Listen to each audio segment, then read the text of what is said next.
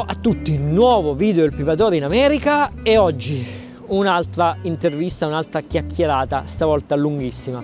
Prima di iniziare però, come al solito, se non l'avete fatto iscrivetevi al canale, a voi non costa nulla, a me aiuta a far sì che questi video raggiungano più persone possibile. Seconda cosa, se vi va date uno sguardo all'e-commerce. Altra cosa che volevo dire però prima di iniziare, lo ripeto, l'ho già detto prima del video di per Jensen, lo dico, fare questo tipo di contenuti, ragazzi, prende tantissimo tempo. Questa è stata una intervista di 2 ore, come vedrete, ed è stata lunghissima. Sia parla, 2 ore di chat, di discussione, prepararla prima, perché sono andato a leggermi tutte le discussioni in cui Leonard aveva scritto, con tutte le domande che le persone gli avevano posto, per cercare di capire punti di vista di altri fumatori, non solo i miei, e quindi aggiungere anche domande di altri in modo tale da rendere questo video il più completo possibile, sfruttare questa occasione il più possibile, e poi la traduzione. 2 ore di video, ragazzi, saranno state almeno 8 ore, ok? Ci ho passato tutte le serate di questa settimana,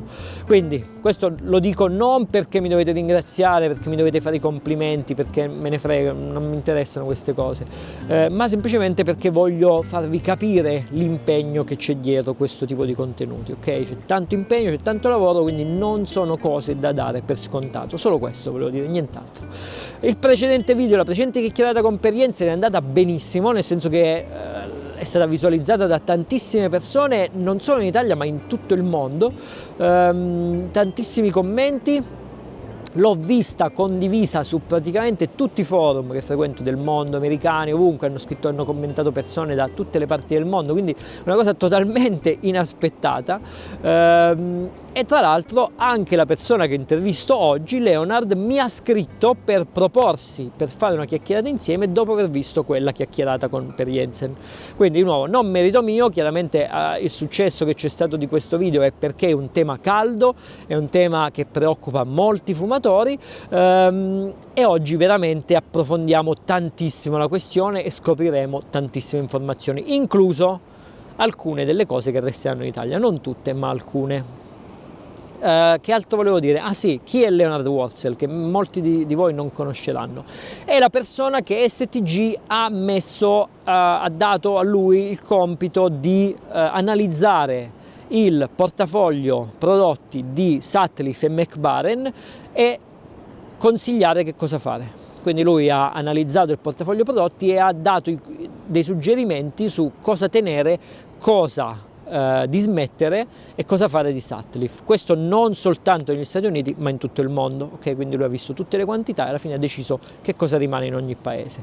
Non ha deciso, scusate, ha dato i consigli, poi qualcun altro doveva prendere le decisioni.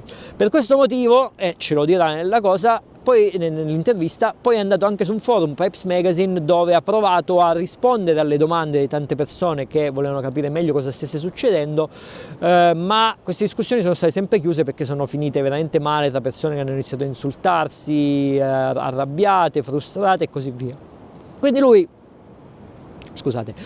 ha pensato, ha visto l'intervista con Jensen e ha pensato che qui potesse avere lo spazio e l'ambiente giusto per farci proprio una chiacchierata costruttiva e capire meglio perché quelle decisioni sono state prese, che cosa vuole fare STG e che cosa dobbiamo aspettarci al futuro. Tutte cose che verranno dette, oltre appunto a che cosa resterà sul mercato europeo, non tutto in dettaglio perché sono centinaia di miscele, quindi lui mi ha detto chiedimi qualcosa, io gliene ho chieste alcune, spero vi saranno utili, e basta. Sono 2 ore e un quarto, è lunghissima, quindi ho pensato se tagliarla o meno e alla fine ho deciso di lasciarla in uno shot solo, ma perché comunque continuamente durante la discussione facciamo connessioni su cose dette prima, quindi man mano che andiamo avanti con la discussione in realtà scopriamo più cose, quindi secondo me era bello tenerla così, poi sta a voi vedervela come vi è più comodo. Io vi consiglio soltanto prendetevi qualcosa da bere, qualche snack, qualcosa da fumare e poi fatemi sapere quando avete finito fondamentalmente, quindi e basta. Niente, ci vediamo alla fine, ma magari di questa intervista parleremo in live, spero la prossima settimana, non so quando riuscirò a postarlo, però comunque ci sentiamo, ve lo faccio sapere. Basta, buona visione, ciao!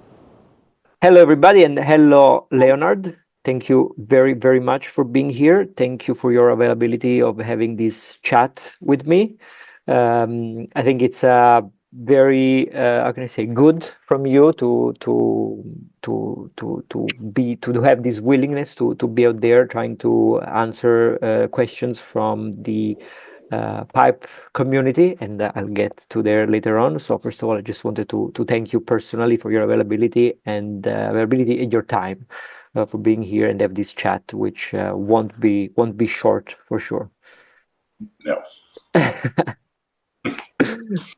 So first of all, I wanted to ask you something about yourself, because I mean now you are and allow me to joke, like the most hated guy in the pipe tobacco community.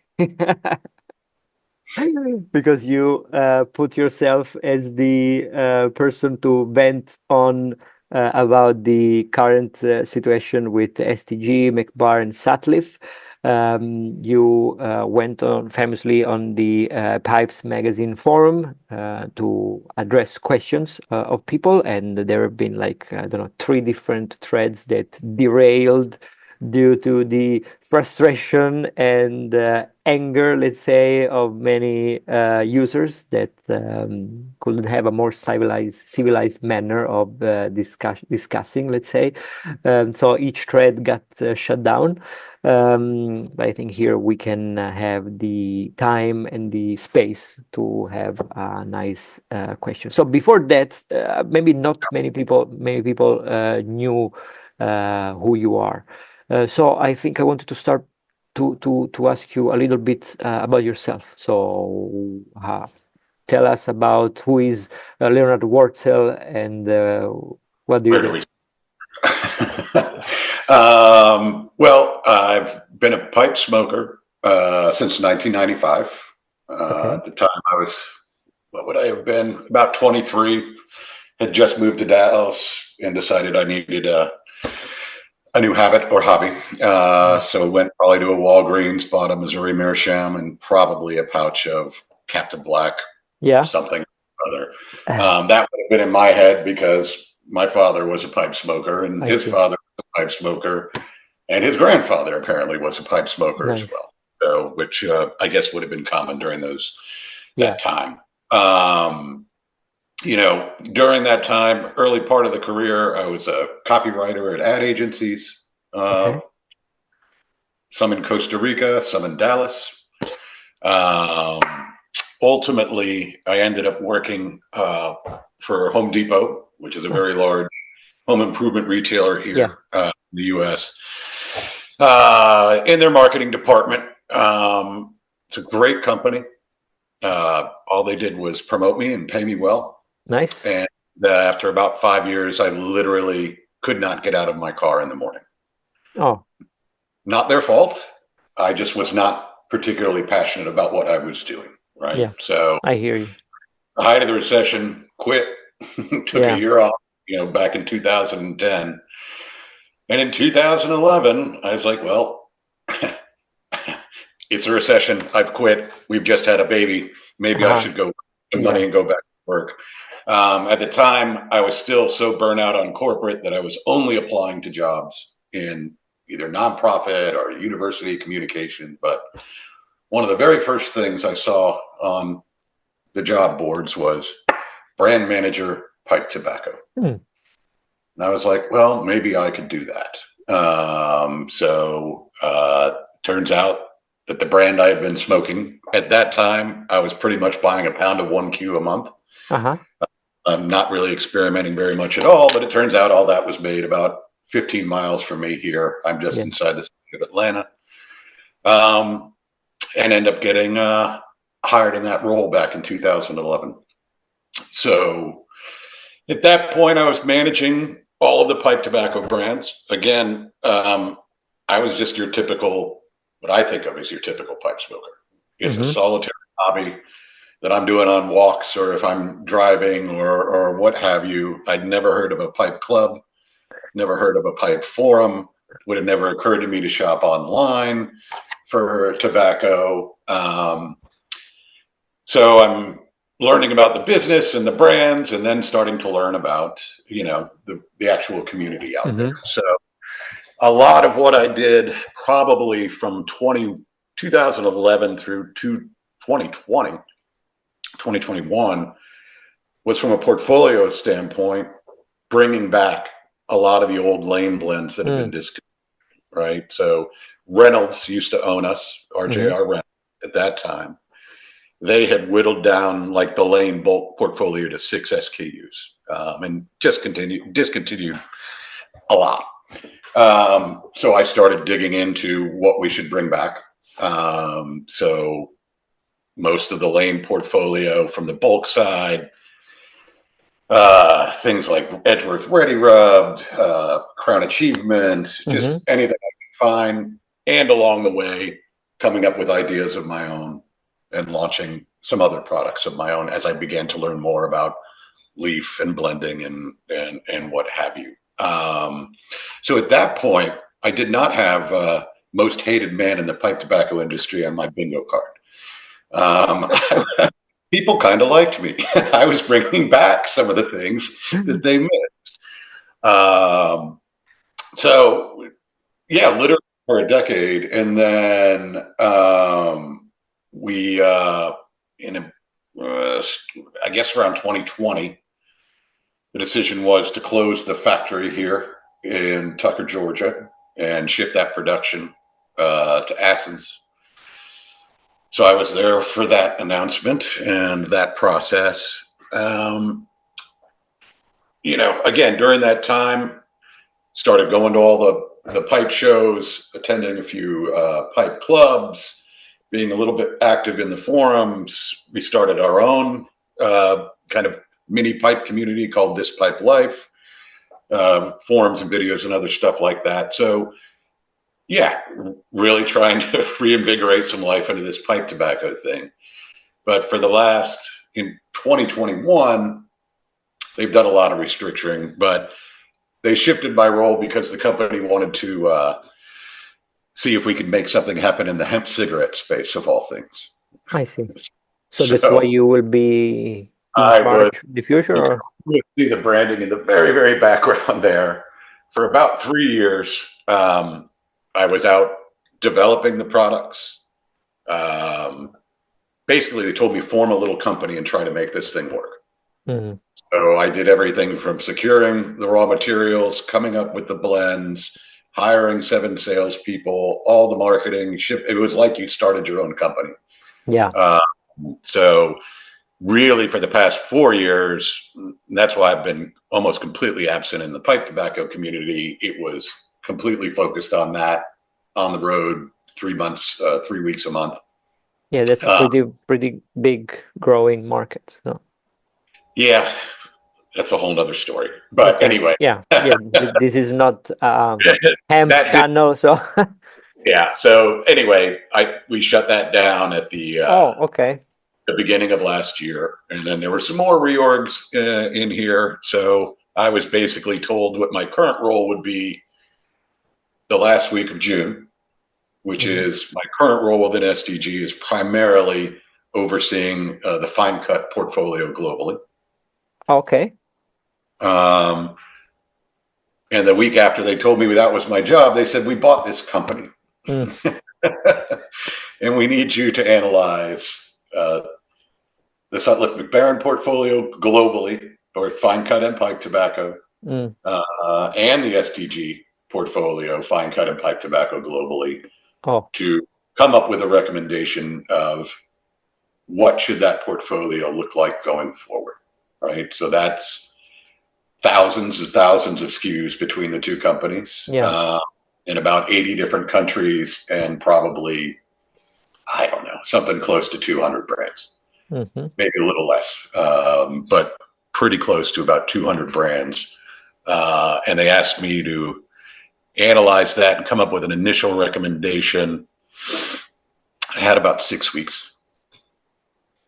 Wow. For the initial recommendation. Yeah, that's not a lot of time.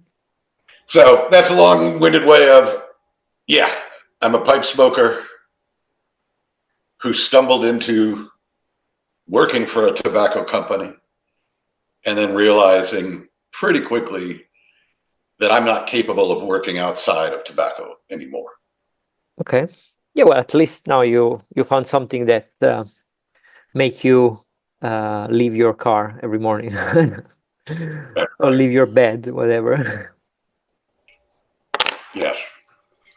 And you said you've been in charge of this, analyzing the portfolio for the brands globally, so not only the United States. Globally, it's very important. Well, most of the conversations, understandably, have been revolving around Sutliff, but this is a global conversation and analysis. Yeah. And a lot of the brand, at least I was very familiar with the U.S. pipe tobacco portfolio. Oh, of course. Right? Although I didn't realize just how many SKUs were within that portfolio. But there's aspects of the global portfolio that, you're just having to absorb. Country dynamics, brand dynamics, blend dynamics in a pretty short period of time. Yeah. And since you mentioned SKUs, and before we move forward in why you then wanted to ask you why you wanted to go on a forum and become and go to the dark side, become the Darth Vader of pipe tobacco. I wanted to ask you about this SKU, this blend, the Garibaldi, which is tobacco that probably very few people that will view this interview know. The reason why I'm asking you about this is because this is a tobacco that is only available in Switzerland, as far as I know. It's named Garibaldi, and there is also the face of Garibaldi, which is a Italian national hero. He is the guy that famously unified the country in 1861. But again, this tobacco is not available in Italy, and it's made by STG in Denmark. So I wanted to ask you if you know anything about this tobacco, meaning what's his story, what is inside of it. It's a mystery to me. I tried to look for anything, Googling STG website. I couldn't find any information, and it's a pipe tobacco. So I wanted to ask you if by any chance you can solve the mystery. I have a list on another screen of over 4,000 individual SKUs from both MacBaren, Sutliff portfolio, and our portfolio. That brand does not appear on. So I have never heard of it. It's possible. I mean, the package says it's made by STG. So it's likely or possible that we are digging that as contract manufacturing for someone else, and that's why I'm not. It doesn't have a brand perhaps on my list, but I know people. Okay. I can find out what the heck this thing is, but I've never heard of it. Because I know that this tobacco has its fans for sure in Italy. I have a few friends that really go to Switzerland and buy it. It's super cheap. But again, it's nice. It's rustic. It's similar to Five Brothers. But to me, the most interesting thing is where this come from. So any information you're able to, if you're able to find it, if you have the time to find it, again, feel free to email me because that would be solving a mystery to me. So thank you. Anyway, moving forward with our chat. So. Again, as I just anticipated, I wanted to ask you at that point why you have decided to put yourself out there, put yourself on the spot to start addressing questions of pipe smoker on forums, on Pipes Magazine forum, and take the hit on yourself, essentially. And I mean, for what I understood, and confirm me if I'm wrong, this is something you decided on your own to do. It's not something that the company asked you to do to become the official press office regarding this matter. So it was your own initiative. And again, there were 3 threads on Pipes Magazine with questions to you that derailed due to furious pipe smokers. So again, it's kudos to you for having the willingness to do it and spend your time trying to give more information to us. But I just wanted to ask you why you wanted to do that. Well, there's actually two parts to this. So one, why am I talking to you? Okay. And starting there, I mean, there have been two other folks who have reached out, and we just haven't been able to schedule to go on. Okay. But I saw your, your chat with Per, who, haven't seen him in many years, but have very, very fond memories of spending time with him at the Chicago show or at the Circle Bar at the Venetian in Vegas. Yeah, he's a cool guy. But just a great guy. I enjoyed your conversation and the way you guys both approached it.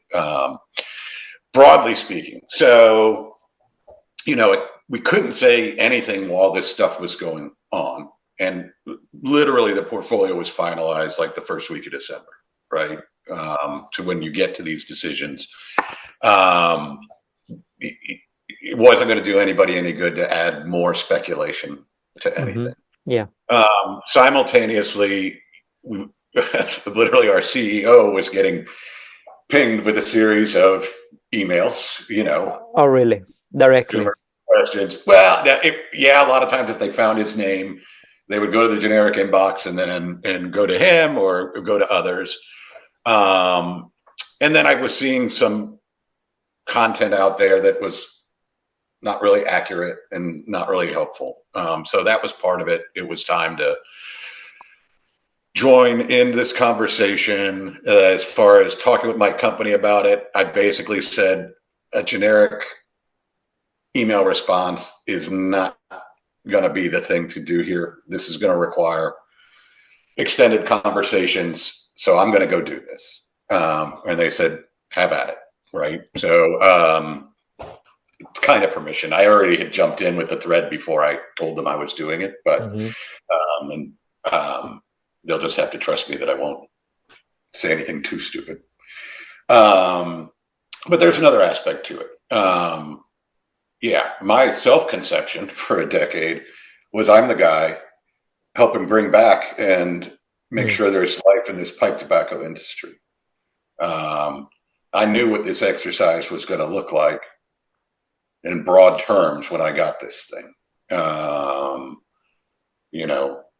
Specifically as it probably related to Sutliff, and to a lesser extent, I would know that, but like with Svenborg and what's going to happen with the factories and what's going to happen, with blends and portfolio, I get it, but with the people, right? So, I had to sit there while we tell folks at the Lane factory that had been there 35 years. And I knew as soon as I started analyzing this, certainly for Sutliff, what this outcome was going to look like, right? I'm not making, this is a big company. I don't make any decisions. I couldn't even, in a vacuum. But it is my proposal, not necessarily to what to do with the portfolio, but I know what the outcome is if that's the decision. When it relates to the factories, I don't make decisions on factories, but I knew what would happen. And 99% of that recommendation was taken in, right? So what I didn't want, I think I owed an explanation to people. I think certainly when I was seeing, and it wasn't much of it, but comments that were negative towards Sutliff or Jeremy, I couldn't stand by that.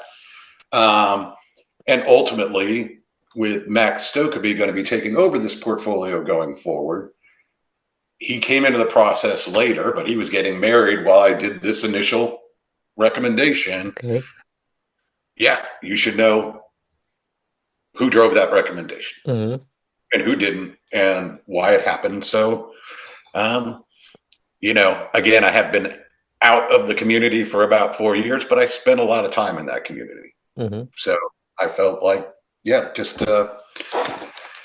hear it from me. Okay, and you expected things to go south? I didn't expect the first thread I opened to be shut within 2 hours. People are, I get it. There's nothing fun about any of this. It's shitty. It is. Right? So absolutely expected it and don't expect anybody to feel any different, but here's some, for whatever it's worth, as many facts as we can provide and as much as we can get into the logic of why this decision that I still believe, and this sounds terrible, or contradictory, that the decisions that I propose, we won't say that I made them, are in the best interest, not just of my company, but the long-term viability of this category.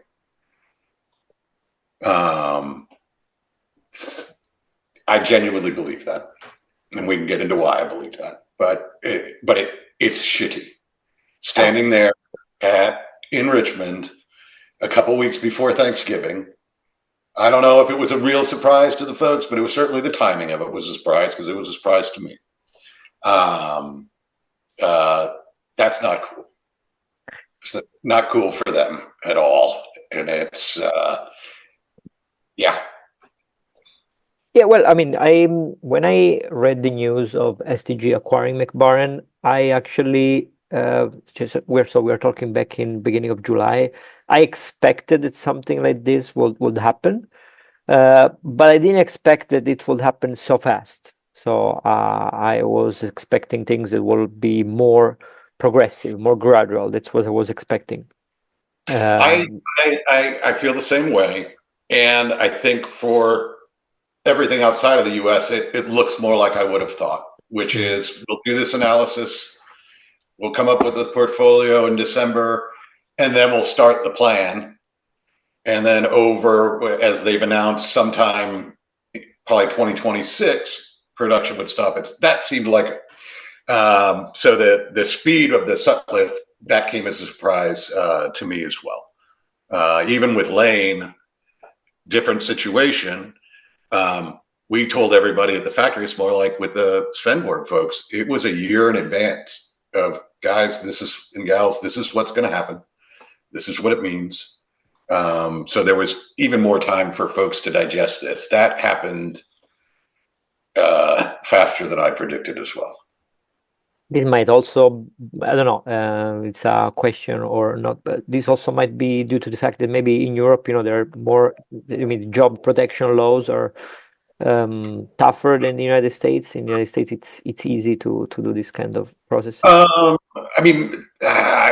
sure that would have played some part of it, but no. If you're having to transfer some equipment, you're having to replicate blends, this stuff takes a long time. Absolutely. Right. So just even doing that and maintaining the business, it takes a long time and a lot of resources just to be able to convert some of those blends. So maybe some of the labor restrictions over there, but I don't think that was I don't know, but I don't think that was I think the driving factor was more, how do we maintain this business and maintain the continuity of the products over time, and what equipment do we need to bring over there? It's an army of people analyzing this stuff. Yeah, because I think that like in anything, there are two reality here that we are facing, right? So on one hand, we have the purely business perspective that has nothing to do with people or consumer experience. That is just purely numbers.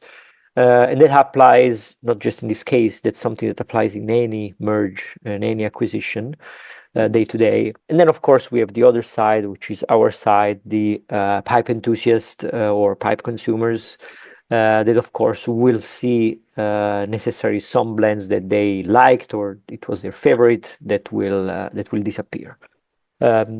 So if on one hand, of course, I could totally understand the logic. I had a business school education, so I know how these things go. That's why I expected things to be to go this way, because of course when you acquire a company you look for synergies to have to increase your profit or to reduce My favorite word.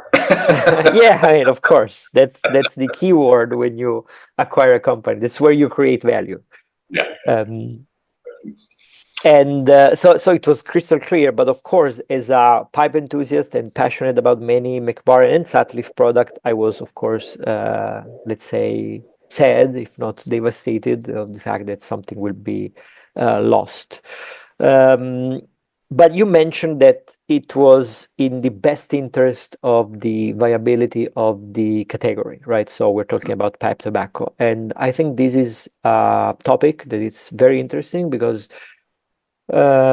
we consumers don't really have a clear idea about how big this industry is, what is its direction.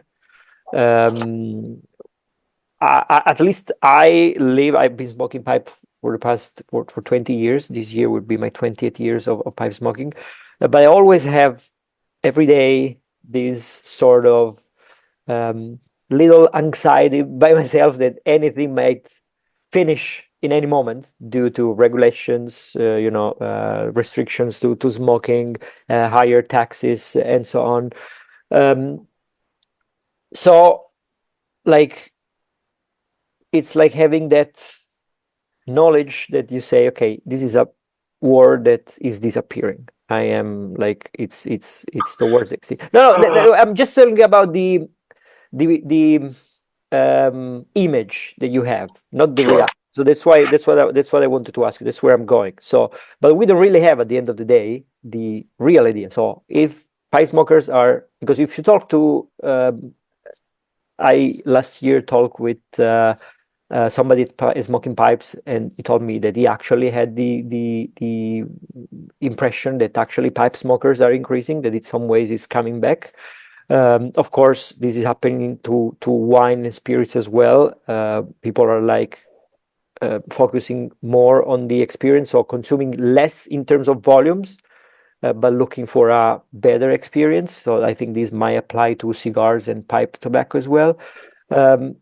So tell us a little bit more about the viability of the business. So that is having some real world information about the other side. So what is it actually you're seeing in this term, and why this led to the decisions that you made, the proposals you made? Yeah, there's a million rabbit holes we can go down here, and I'll go down them all. But so broadly speaking, and you got to take COVID out of it, because Of course, COVID was great for tobacco, any that kind of was tobacco. great for many businesses that now are Pipe tobacco, if we just talk volume wise, for 60 years has been declining globally, right? And we can track this very, very accurately in the US, and we can have directionally pretty good ideas of the rest of the world. I'm saying as an industry, probably declines volume wise 10 to 12% a year, right? Now, company A could see growth while company B is declining. The online channel can see massive growth while brick and mortar declines. Drugstores in the US stop selling. So there's still people gaining, but overall, this is a declining industry, just like cigarettes are a declining industry, right? That doesn't mean it's not wildly profitable. It is. Wildly. These are great margin business, Okay. yes, overall, in general, compared to other consumer goods.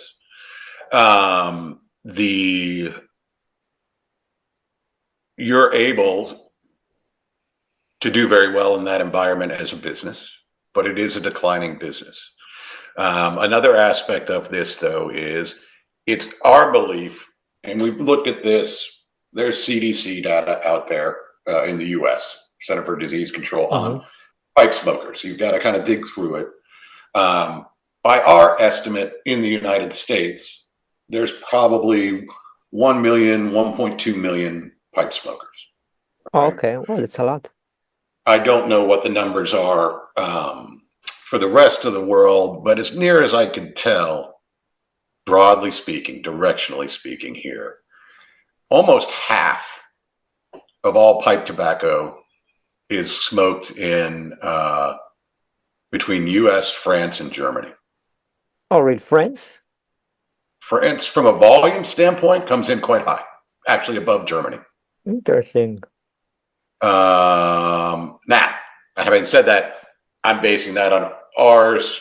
There could be others that are doing stuff here and there, but these three countries are driving a great deal. But of course, pipe smoking is more prevalent in Denmark, but by all accounts, certainly in the US and from my European counterparts, the number of pipe smokers is probably growing.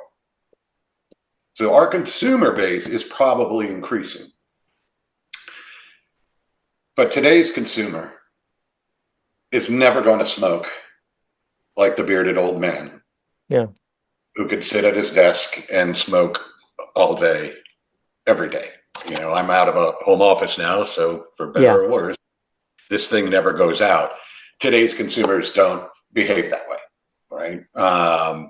So even as we add, I think you'll get to a point where the number of newer smokers starts to equalize with the older smokers, and now you finally find this kind of base, and maybe it can start growing again. But along the way, what's been happening? I mean, we're talking millions of pounds of pipe tobacco going back in the 60s. I mean, huge industry. Companies have been going away left and right.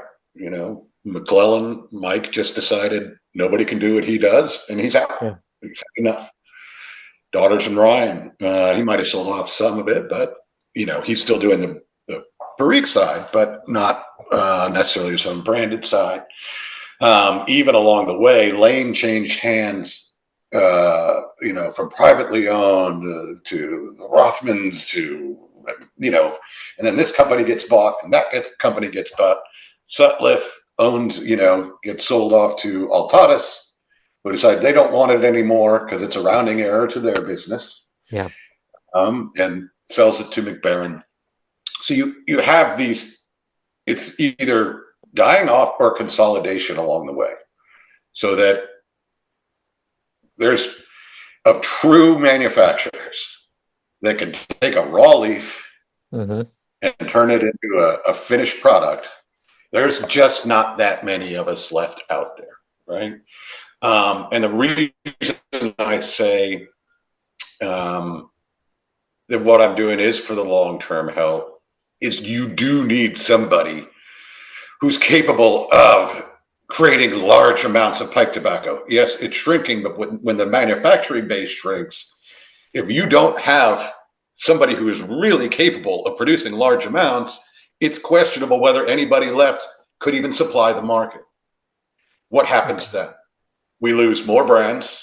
And yes, it's not everybody's favorite little brand, but it's the most popular brands on the planet by any metric.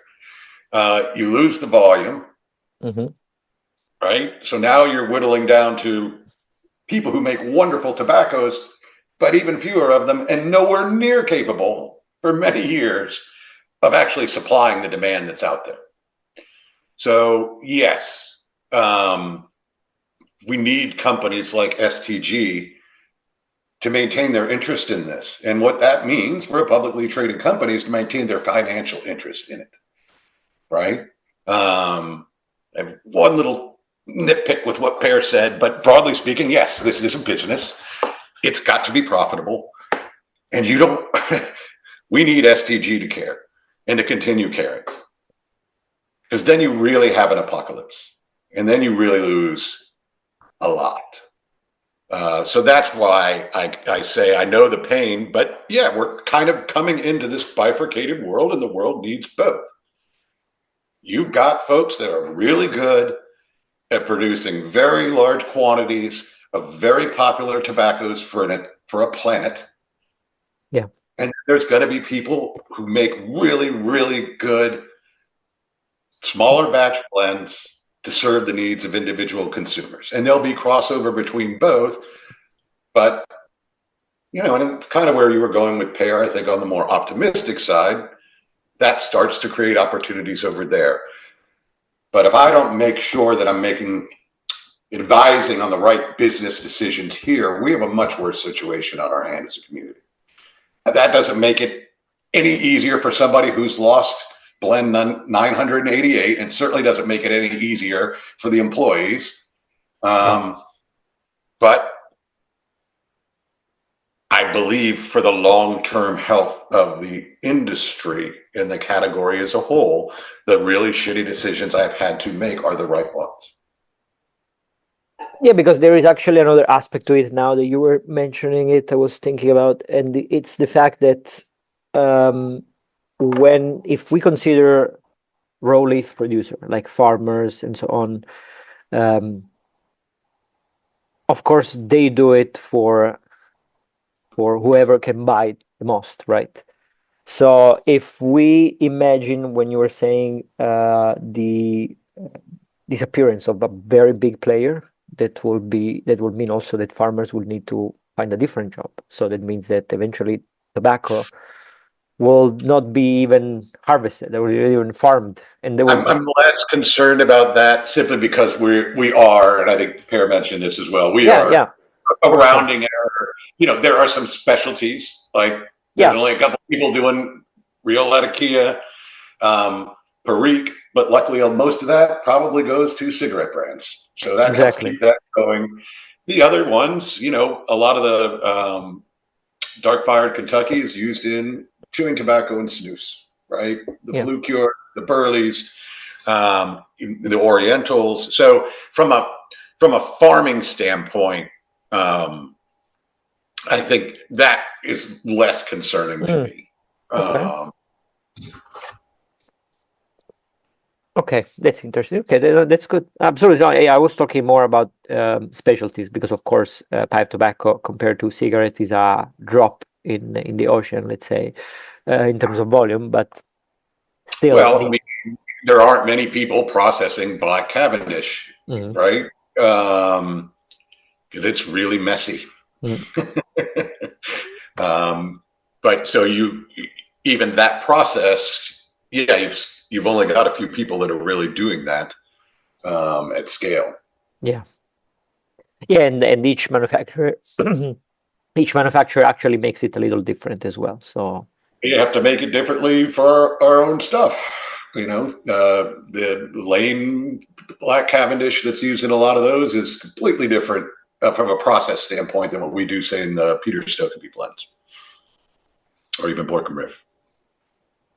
One question that also was asked you, and it relates now to what you were just saying, is the fact that, of course, if we talk about strictly Sutliff, not MacBaren, because MacBaren was essentially very similar in terms of volumes and scale, I guess, of production to STG. But if we strictly talk about Sutliff, you mentioned that they produced like 1,000 or a little over 1,000 SKUs, and they were all small batches, essentially, almost all.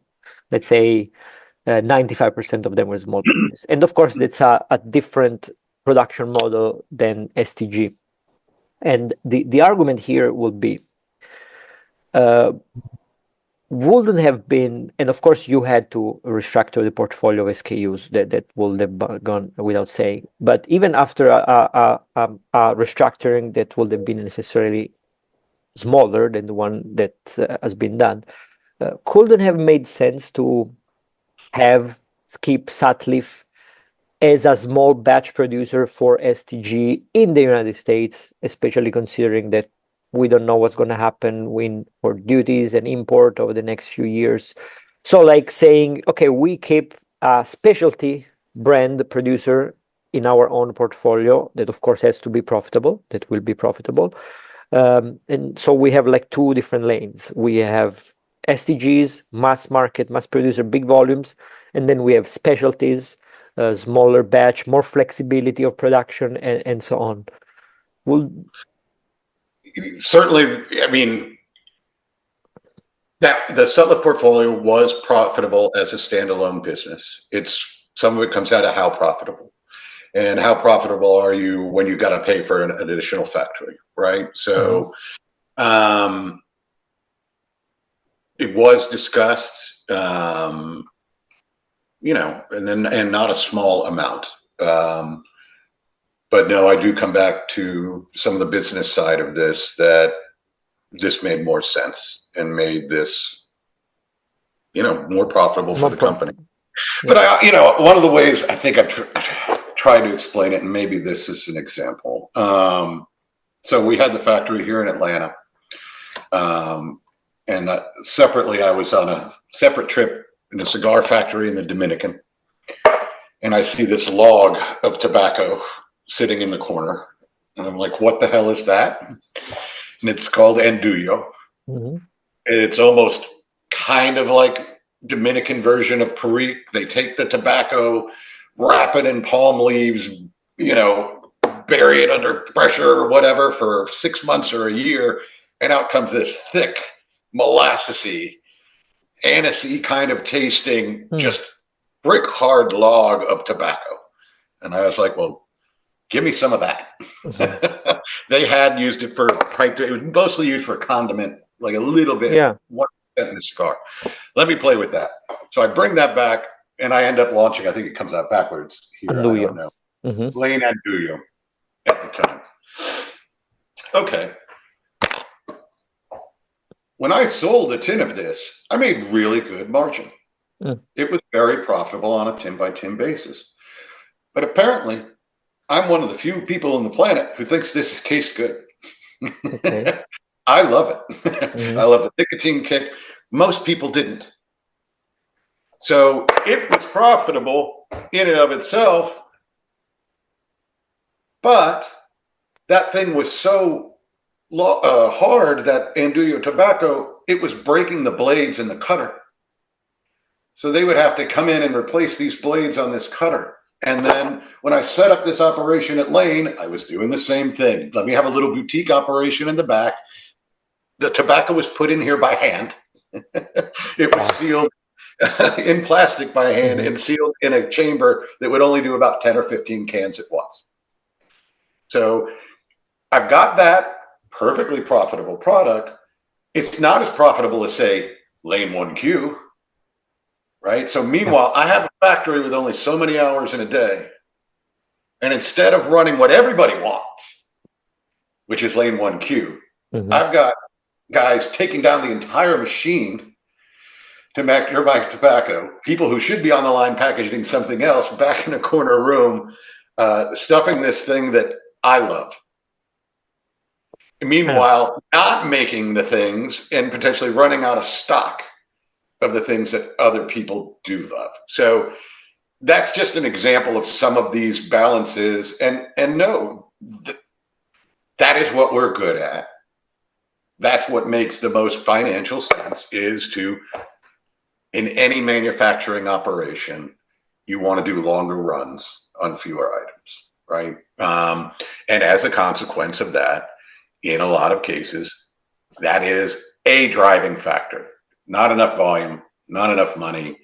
It just doesn't make sense. And keeping open this thing for things that only a certain part of the market want. You can do it. You won't lose money, but you won't be doing anywhere near as well in the otherwise. But there are other things that go into this. You also. Yeah, it's also true that you introduce different products to also see what can, because if you only keep doing whatever the market wants, you don't do anything new. There is no evolution, and eventually you don't even explore things that can be successful. So it's also part of the business to explore things that can be. It is, and I think we're like the cigar business or craft brewing or wine, where folks may have their go-to blend, but they love to experiment. But we can come back on the consumer side of that. Yeah. That's true. Then the question becomes, for the health of the industry, forget my company, what's the right number of blends? So remember, that was 988 SKUs, but in a 1 ounce, a 16 ounce, a 5 pound bag size, it's probably 300 blends, individual blends, call it. I don't actually full number. All right. Well, Lane has 125. Cornell and Deal probably has a lot more than that. Yeah. Right. And we have, the other manufacturers out. Where's the line for interest? Right. And, if there wasn't a Cornell and Deal, would I feel differently about this? In that, the world is only going to get Budweiser from now on. Now, our portfolio is extremely diverse, and we have tobaccos that cover almost every need, and most people prefer our tobaccos.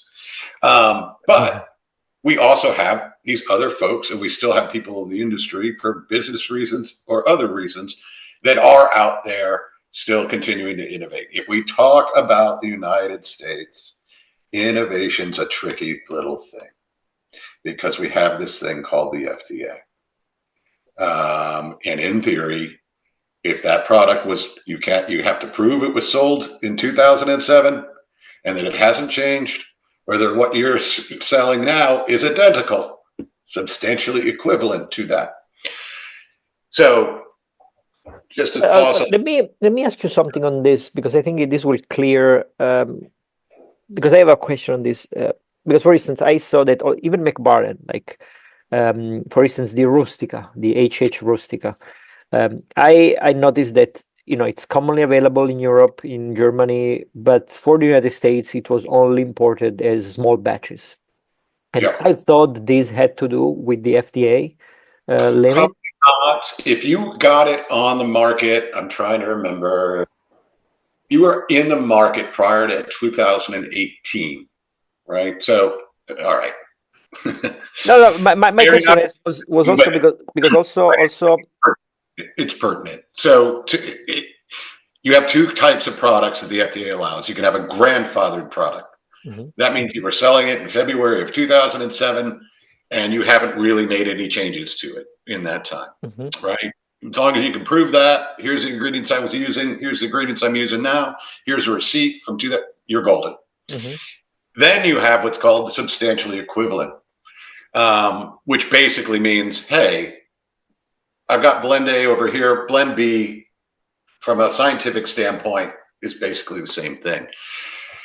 If you had a product on the market in 18, even if only you launched it in the beginning of 18, the FDA said you can submit a report and you can continue to sell that until we tell you can't, until we've analyzed your submission and come back to you. So the Rustica, when did that come on the market? Maybe 16. I feel like I just smoked it. Anyway, it was after 2007 and before 2018. Yeah. Okay. So the FDA would not have prevented that at all. It's just a very delicious and really unique tobacco that only a few people like. No. But I use MacBaren as an example because we were talking STG MacBaren. But for instance, even these small batches from Cornell and Deal, right? I mean, one is coming out today. How can they? I thought that there was like a threshold of quantities that you could, It's not quantity based. So I'm gonna try to word this appropriately. You've got these regulations that are thousands of pages long and don't really tell you anything. Mm-hmm. Right? They don't tell you what they mean by a substantially equivalent. Yeah. They'll know it when they see it, right? In that circumstance, I can get two lawyers to give me an answer on what would qualify, and they'll give me different answers. I could probably go to the FDA and ask two different scientists, and they'll give me a different answer. And naturally, that means different companies are going to interpret the definition of substantially equivalent differently. What it is safe to say at STG is that we are very, very conservative when it comes to these things.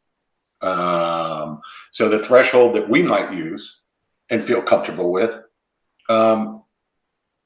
may not be the threshold somebody else does. It doesn't mean they're wrong or doing anything wrong. It's just I have Danish law, so they're a little different. But as it relates to the Sutliff portfolio, there were items that, under our conservative view, wouldn't fit our metric. And so no matter how much we felt, and that's just an internal decision on how we happen to interpret the rules very, very, very conservatively, that we said, for certain items, we can't keep that. So you didn't want to keep it because you could not grandfather it or substantial equivalent. That's what you're saying. Our interpretation. In your interpretation, of course. Our interpretation for certain items is that we felt it was riskier than we were willing to be. We're just, for all the right reasons. Not that anybody has the wrong reasons. No. I don't want. I didn't want to interpret it differently, but we are, just very, very conservative in trying to find rules as we interpret them, and probably, yeah. So we're just very conservative when it comes to that. So that impacts some of the portfolio decisions as well. Yeah, and that's about all I can say about that. Yeah. No, I mean, I was not asking you to comment on Cornell and Deal. I was just asking because I still see. No worries. I was still seeing brands coming out with new products, and most of the time is limited release. So, and since I also tried to get an understanding of the FDA rules, and I couldn't really fully understand how it works. So since I saw this limited release, in my mind I was thinking maybe there is like a limit you can still release as a special edition that is allowed under the FDA. So that was my question. But you say no. I can explain that down to the nth detail, but it would not be doing justice to my fellow folks in the industry. So I won't. Mm-hmm. I will say this about the FDA or about some of these regulations. So I'm the chairman of the Pipe Tobacco Council here in the United States. Mm. That is a lobbying group, along with the Cigar Association, that goes to places like the FDA and Congress to advocate on behalf of the industry. Mm-hmm. Jeremy is a part of it. MacBaren, a part of it. Some other folks in the U.S., Cornell and Deal, is a part of it. We all go together. So as an example of kind of some of the things we've done, and this is where the whole most hated man in pipe tobacco industry sometimes turns me for a loop. I accept the moniker, but so in probably about 2018, maybe it was a little after that. So the FDA already has a set of regulations that they haven't put into enforcement yet that would ban flavoring in cigars and pipe tobacco. If you ban flavoring in pipe tobacco, you're basically left with five brothers. Depending on how you define that, right? If you define sugar, we're all in trouble, right? So in whatever time period it was, 2016 to 2018, myself, somebody from DC, it wasn't Sykes, I think it was Tracy, Jeremy McKenna, Mike Gold from a big distributor here in the US called Rango, along with lawyers, regulatory people from STG. We went to FDA headquarters, brought them every form of bizarre pipe tobacco in the world, sat down with them, presented them with their own CDC statistics about who's actually smoking pipe tobacco, because this is about preventing childhood, and there are no children smoking a pipe. Yeah. And when they put out those rules another year or so later to ban flavors, they said, we are not concerned about pipe tobacco at this time, which is as great an answer as you can ever hear from the FDA because of the work that the industry does. And then, yes, I was doing a lot of the talking, and I was the chairman. I'm sitting across from the FDA, convincing them not to destroy the entire industry. Yeah. I guess that's a little self-serving, but maybe I'm feeling a little defensive. But you can't apply logic to the FDA. I know. The only logic is really they want you out of business. Then everything makes sense. At least that's the way it's been in the past. But hey, I mean, they're no longer regulating cigars, but they will regulate flavored cigars, not premium cigars. But we are still regulated by them. So yeah, it's a thing. Yeah, that's the main. No, you didn't digress, because I think that's central to any discussion about pipe tobacco in the United States, and not only because I mean Europe follows just after it, so or even worse. So I think that is central actually to what we were talking about, the viability of the business and where this industry is, what is the direction, where it's headed, because the regulations are, it's not just a, sometimes, you see people making, their own argument by comparing pipe tobacco to, or tobacco in general, to other industries. But of course, you forget how regulated this industry is, and that's really what makes a huge difference when you think about the logic and the forces driving this kind of industry. And Well, talking about a little more about consumers. Now, this data is, I think, almost. When did we do this? Yeah, this is a decade old, but I don't think much has changed. But back in the day, we were doing studies on Captain Black pipe smokers, and comparing them to folks who don't smoke Captain Black. So we basically, from our website, we had a database of just people who love Captain Black. And then from our online forum, we had another group, right? And that would be, the kind of pipe smokers who engage in a forum. yeah. And so we looked at that from, brand awareness. We looked at it from age groups. Do you like to smoke other things? So we looked at that. Does my video disappear when I look on the PowerPoint? No. No, I mean, you have to share it. No. I can't do that. Yeah. No.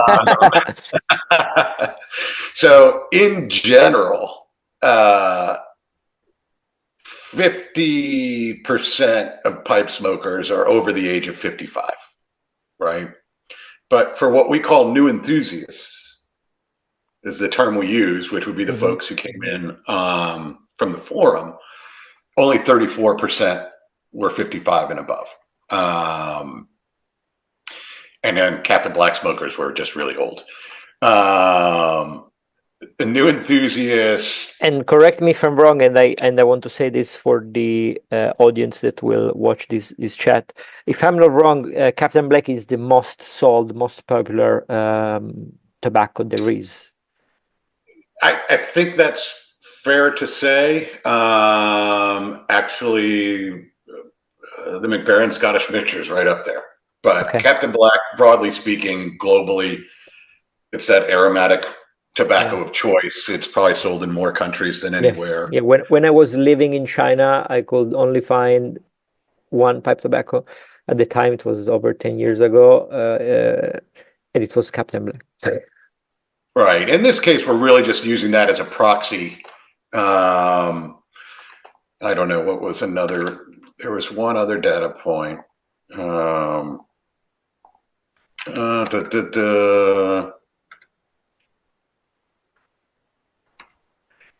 Okay. I like to experiment and try a lot of new flavors and or brands, right? For a Captain Black smoker, that number is 13%. Wow. Like, that's what they smoke. Yeah. They behave kind of like I did before I got in the industry. I would buy Lane 1Q and then maybe get some an English blend on the side. For the new enthusiast, that number is 62%. So it does come back to this kind of variety question as well. Okay, how much variety do we need? A lot, as much as we can. I've swung it is ironic. I mean, while I was at Lane, I'm launching stuff. I'm expanding this portfolio. I have to cut it a lot when we go, and now I'm the guy doing the opposite.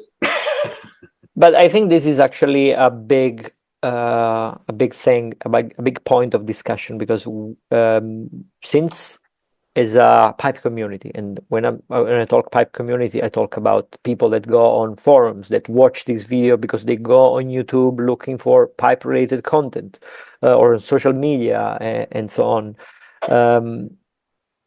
We don't really see that portion of Captain Black smokers, or most of them, because they don't do that, right? Because they are more like cigarette smoker. They always smoke the same brand, right? You always same the same brand of cigarettes, and that is more for because you smoke rather than for the experience of smoking, for the flavors, for the pipe itself, and so on. And so I think there is this duality of what we perceive as a pipe enthusiast community compared to what is out there in reality. And I think you also were mentioning something on the forum in which like you said that 2 to 3% of the pipe smokers in according to your estimate is actually pipe enthusiasts. That was your estimate. So we don't have real data on Of course. this. The way I'm kind of getting to that is I feel pretty good about this 1 to 1.2 million pipe smokers In the United States. in the United States. Pipes Magazine has 30,000 users on there. If 100% of them were for the US and 100% of them were actually active on this thing, I hadn't been active on it for 4 years. I didn't have to change my password when I went back on. So if 100% of them, you're getting to this, 2 to 4%. I think it's safe to say that most of the volume is being driven still by this core general pipe smoker who's a bearded old man, maybe a little less digitally engaged. And there is a nature to this thing that it's about a moment of solitude. And it wouldn't occur to us to go sit in a room and smoke pipes with people and talk about it. It's just something we love and enjoy. So what is that number?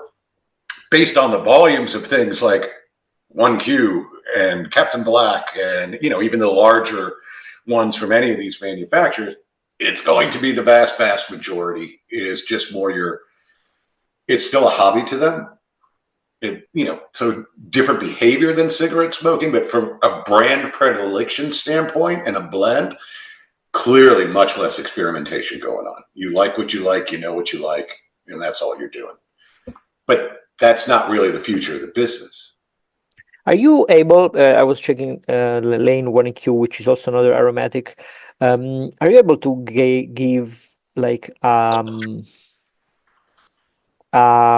proportion between Lane 1Q and Lane Crown Achievement? I think those are the two most successful, popular blends from Lane. In terms of volume, like Crown 1 to 10, 1 to 100. Yeah, let me see what I can do just here. Ballpark, just to have an idea, or even something from STG. I don't know, like Captain Black versus the Peterson 965 early morning, just to have an idea. Let's get rid of that. Really? Hold on. I've got a very big spreadsheet here that I'm sorting. It's got to be fantastic viewing. Yeah. If you were, I think I can give you this example. So I got to get down to the item level. Hold on. No, because for instance, even years ago when I also talked with Per on another interview I did with him 3-4 years ago, and so he was saying like 90% of what we sell is aromatic.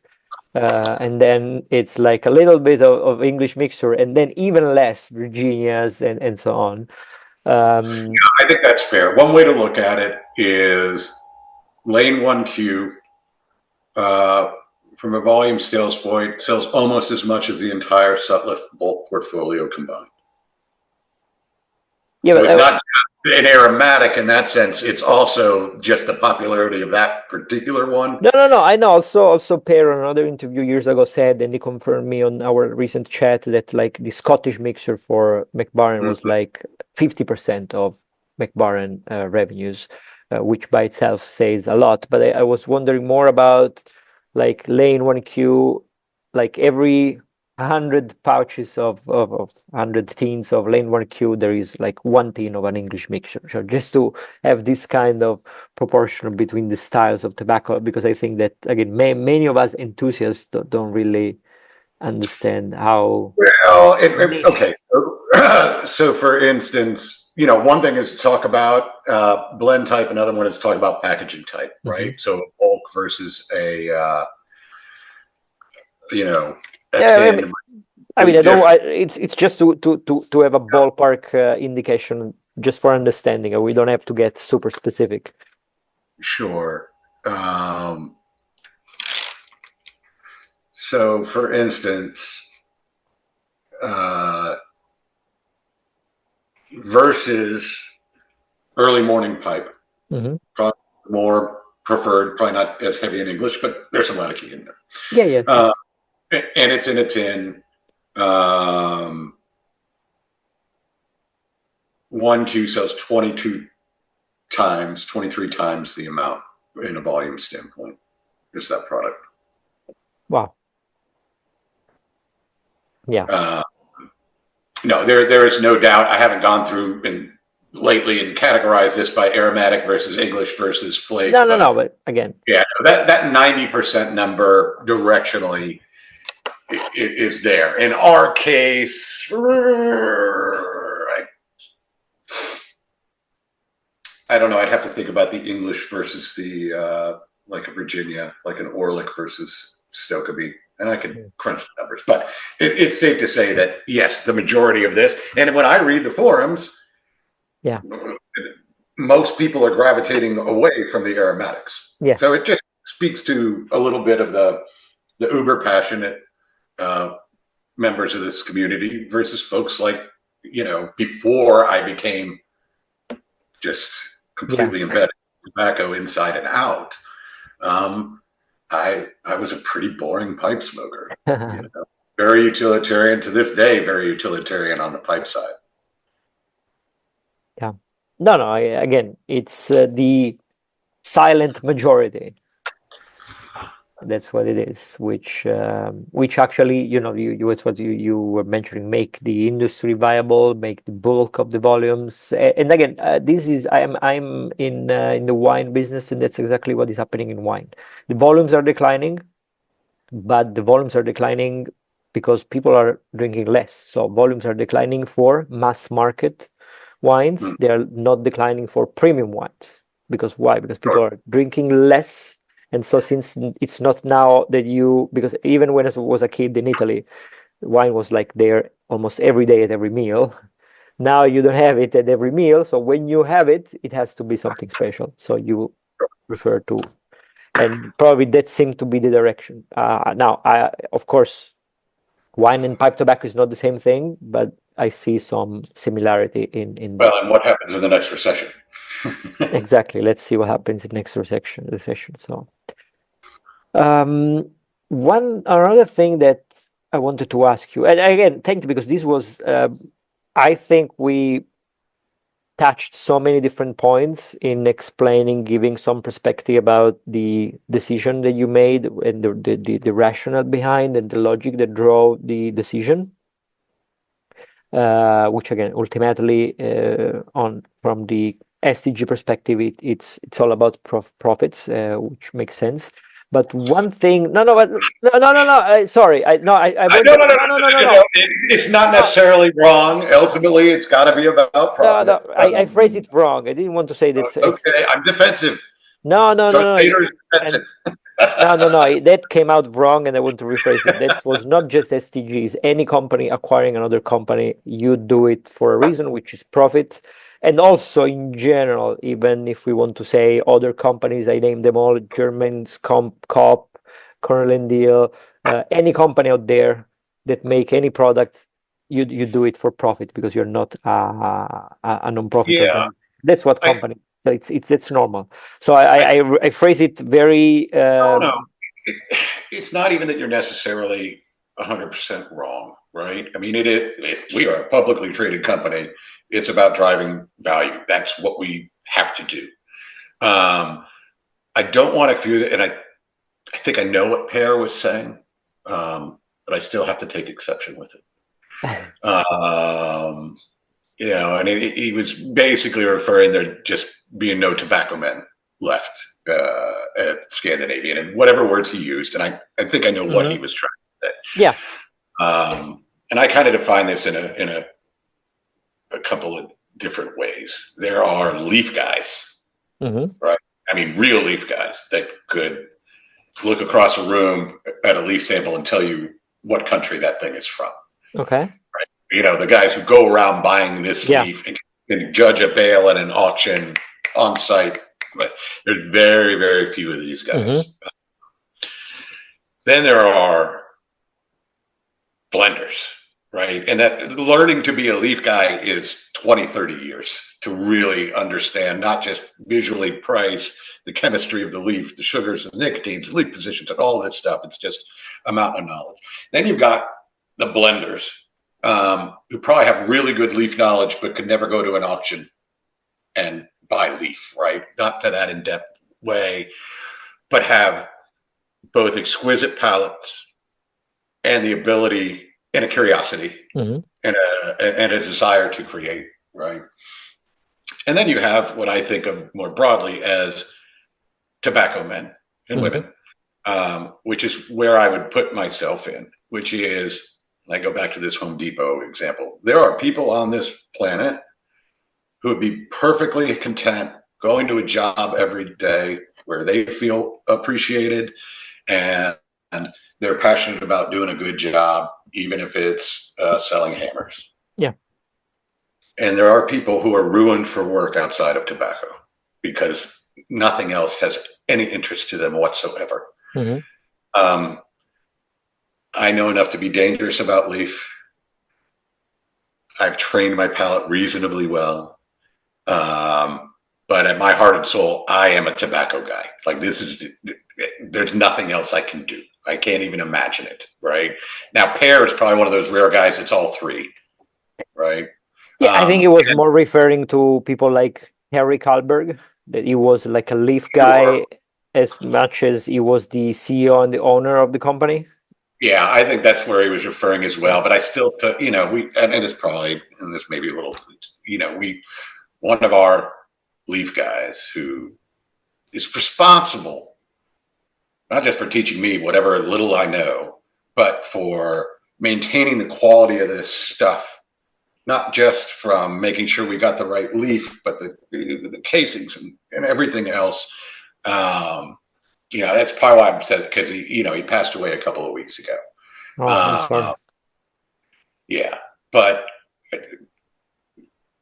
make no mistake, and yes, we could argue about what level within the organization and what level of, passion, commitment, is it about numbers, is it about tobacco? The folks that are making this stuff and that are on the ground day to day are tobacco men and women, right? So I see that of this company that is, whether it's on the cigar side, or the pipe or the fine cut side, that are really responsible for making sure we get these products to you. This is what this isn't just a job. It's generally not. So I took a little exception there, and I don't know why I went down that. Anyway.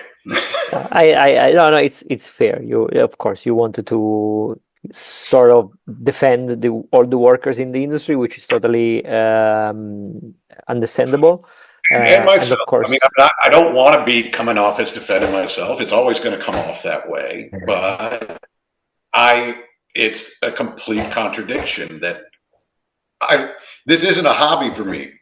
This is what I do. Like, this is who I am, right? And it's been that way for quite a long time. And I'm the guy killing your favorite place. Two things can be true. On this point, that's also what I wanted to ask you, because you also mentioned also on the forum that you said, I don't want to quote it verbatim, but you said something like something that is disappearing now doesn't mean that it cannot be reintroduced at some point in the future. So, and you also said that you would like listen and see what is the feedback from the consumers. So on this point, I wanted to ask you two things. First of all is, so why killing something on the first place if there is a chance to reintroduce them? Because I mean, the same logic would apply even, I don't know, a few years from now. And the second thing would be, how can the community send your feedback, share the feedback to STG or to such a big company so that things can eventually change later on? Yeah, I mean, the first one is a little harder to answer on, well, why bring it back if you were going to discontinue it? One short answer is I'm probably wrong about a lot of the decisions I've made or recommended, right? Just because I'm seeing blend A, these numbers seem small. Well, now that there's fewer blends on the market, maybe that thing would have been bigger than ever if we'd have kept it, right? Yeah, probably one of the easier ones to talk about in that sense is, because there's been a lot of questions about these, is the blending components, just straight a Red Virginia, Latakia, Perique. So the reality is the volumes are not that high on that. The number of actual tobacconist blenders it's probably more limited than we would think. There are ones out there, John David Watts, that are doing fantastic work, and they are able to do that under FDA. Just doing great work and extremely passionate, and I don't know what the number of those folks are. Overall, that volume doesn't lead too much into the fact that prior to the Lane factory closing, I launched a Lane version of Perique, Latakia, Virginia, and all of that. The quality was just fine. I had to throw half of it away. The demand wasn't there. And it comes back to also this manufacturing, which is, so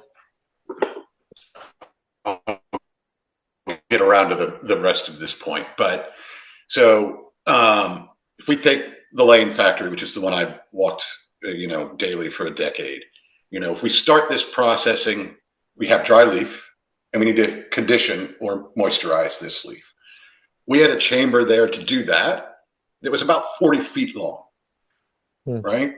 So you'd be taking an entire or a portion of a giant box of tobacco leaf. You might get chopped once or twice, but then it's running through basically a steamer. Then it gets cased. Then it's got to go into our cutter.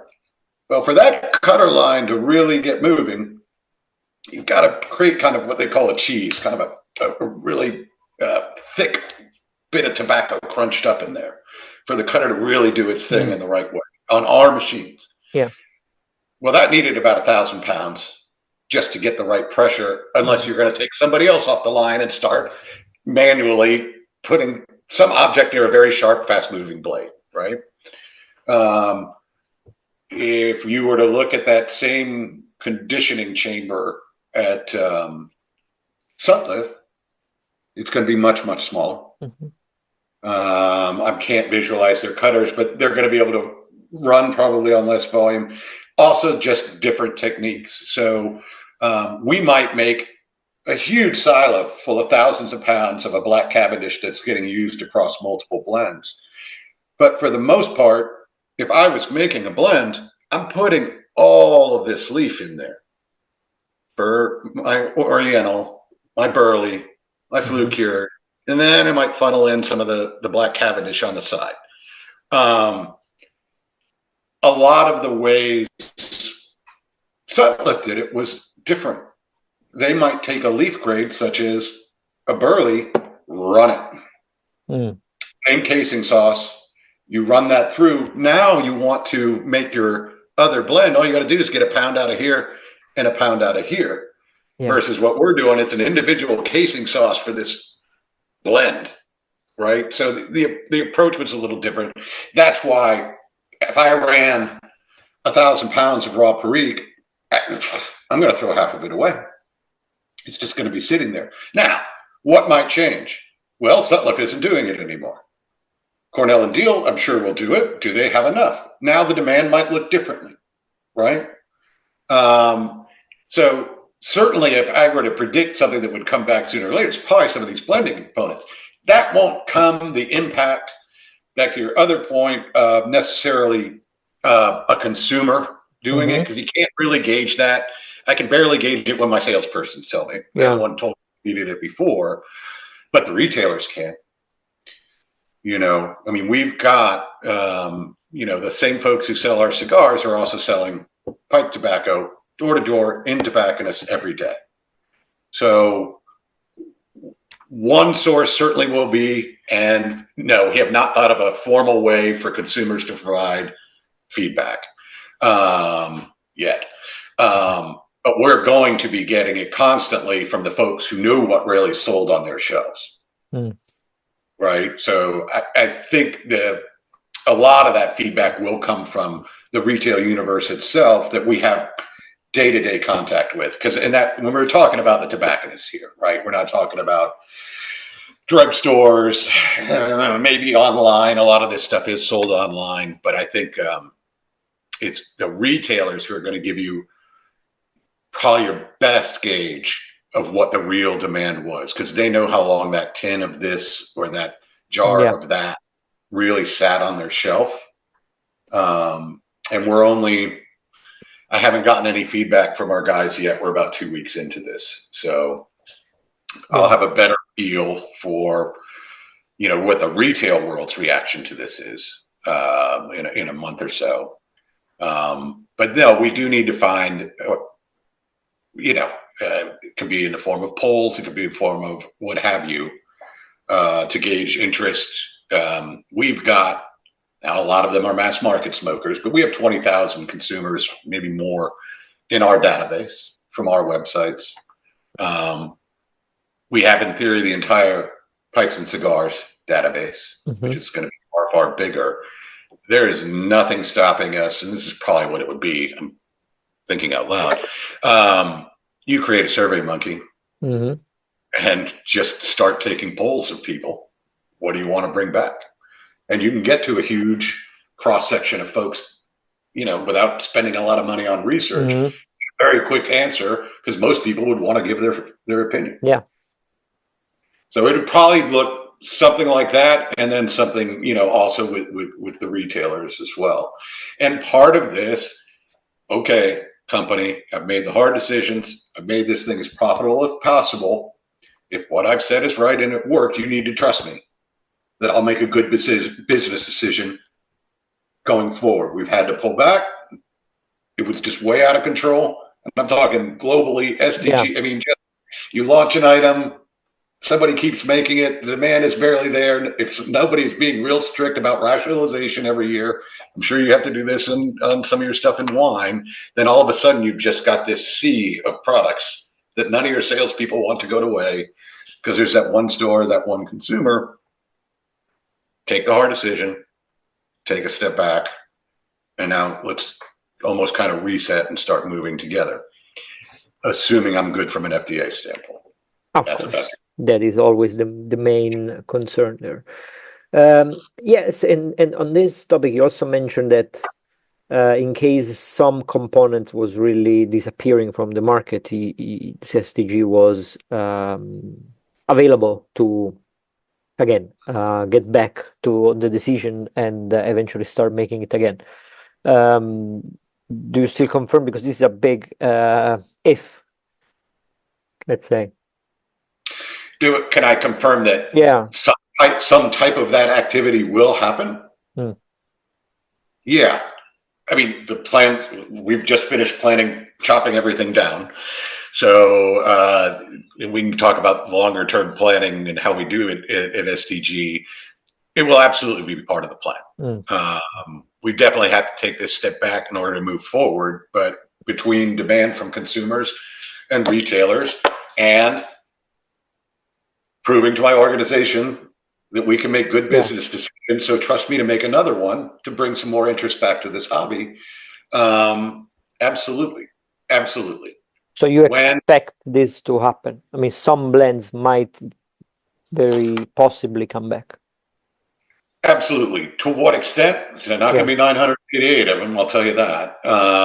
And the when, You know, not until after we've fully integrated the MacBaren, the Svenborg production, and even I know it's only 4 SKUs from Sutliff, but I mean, I was on a call to recreate those SKUs.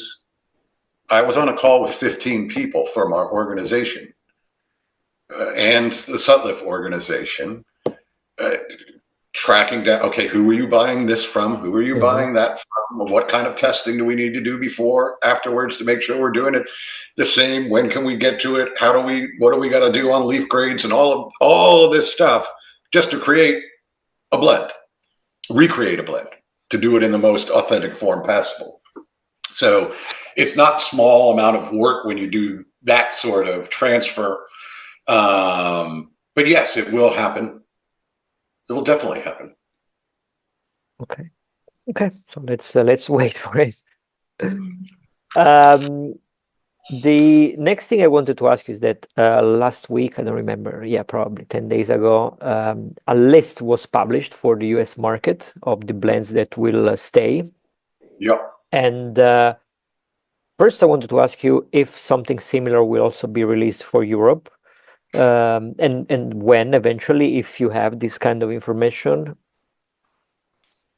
I don't. I don't know how the sales teams are planning on doing that, or if they're having, in this case, that letter that went out, and what most people have seen is an authentic letter issued from Sutliff to its direct buying customers, right? So it didn't come from STG. It went to everybody Jeremy was selling to go, hey, here's what's going on. Is there a similar one? There'll have to be at some point. The other thing to keep in mind, again, everything's happening very quickly in the US. It's not going to happen as quickly for the rest of the planet, right? I don't even know what the timings are, just because I have proposed timings to delist, but a lot of that timing isn't until 2026. So a lot of the things that are going to go away doesn't mean it's not like Sutliff where, oh my God, we're shutting down production next month. For the other ones, it'll be longer. I can answer a specific question, but it's 80 countries. For instance, you said also that it doesn't mean that what you said not necessarily what will disappear from the US will also disappear in other markets. That's what you said. But my counter argument will be, but if the US is the biggest and most profitable market, for instance, we talk about amphoras, right? So if they're not imported in the US, why would they stay in Italy? I'm in Italy right now, so that's the question. Or the HH series, just to name a couple of series. A lot of that. Let me stop looking at this spreadsheet.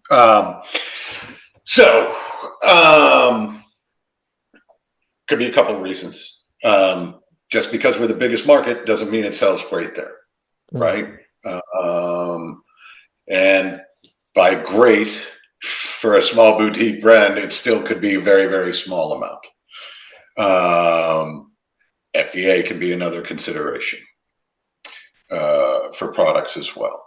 For HH, I think I might have responded to you, not knowing who you were, or somebody about HH. I think somebody asked you for HH in the UK.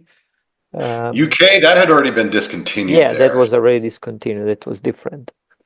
The good news is, because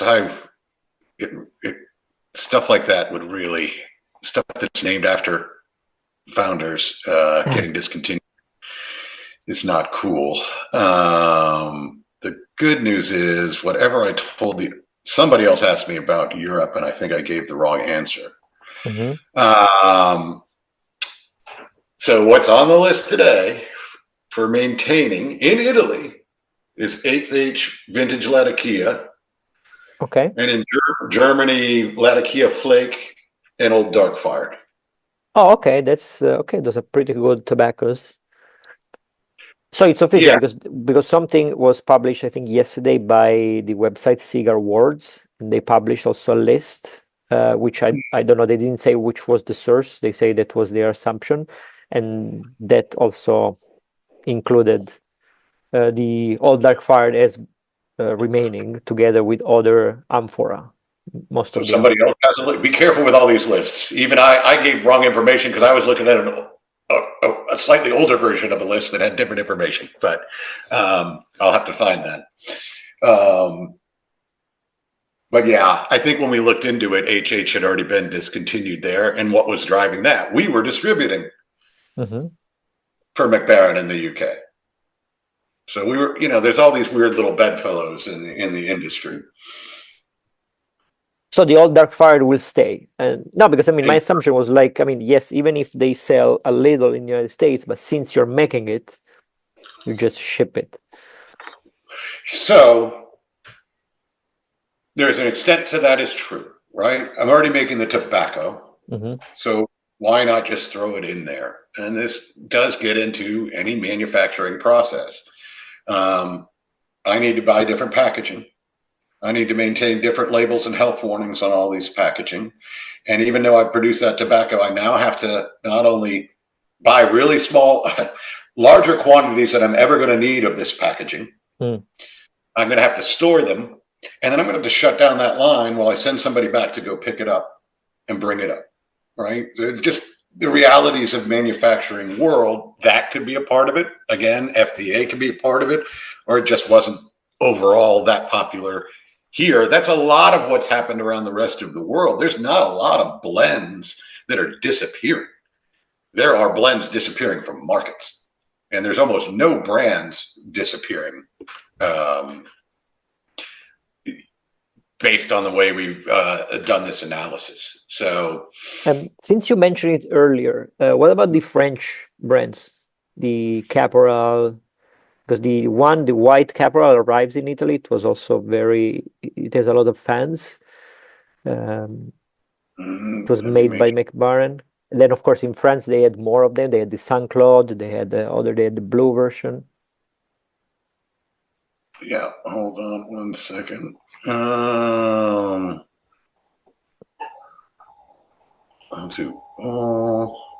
Let me just look at France.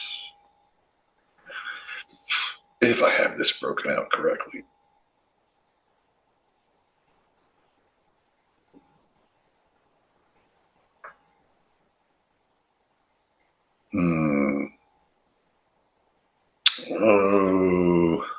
With the Scaferlati Caporal. All right, let me just look for Caporal because that sounds familiar. I'm pretty sure that's. Yeah. Make sure I'm on the right screen here.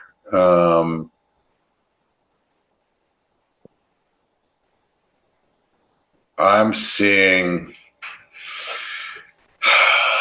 I don't know if this is for a market. I'm seeing an export, a blue, and a vert. Is that white? Maybe. I don't know. Well, repeat. Say it again. It's Caporal VERT. Oh no, the vert is green. That Okay. was the nicotine-free tobacco. I didn't know they were still making it. Nicotine-free tobacco? Yeah. Oh. Yeah. I thought they stopped making it when MacBaren took it over. But yes, that's what they were making. Showing it there, and then there's another one that doesn't have a descriptor in front of it, so maybe that's just your standard. If probably that's the white one that also was arriving to Italy. Yeah. So they are staying, you're saying? That's right.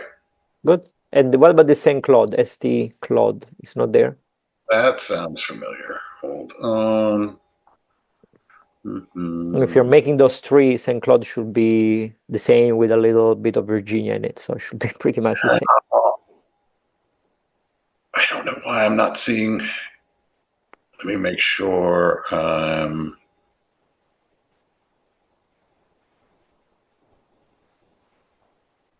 That I don't have a filter on here. Oh, maybe that's what it is. Hold on. the dreaded delist filter. Mm. Because I did not see.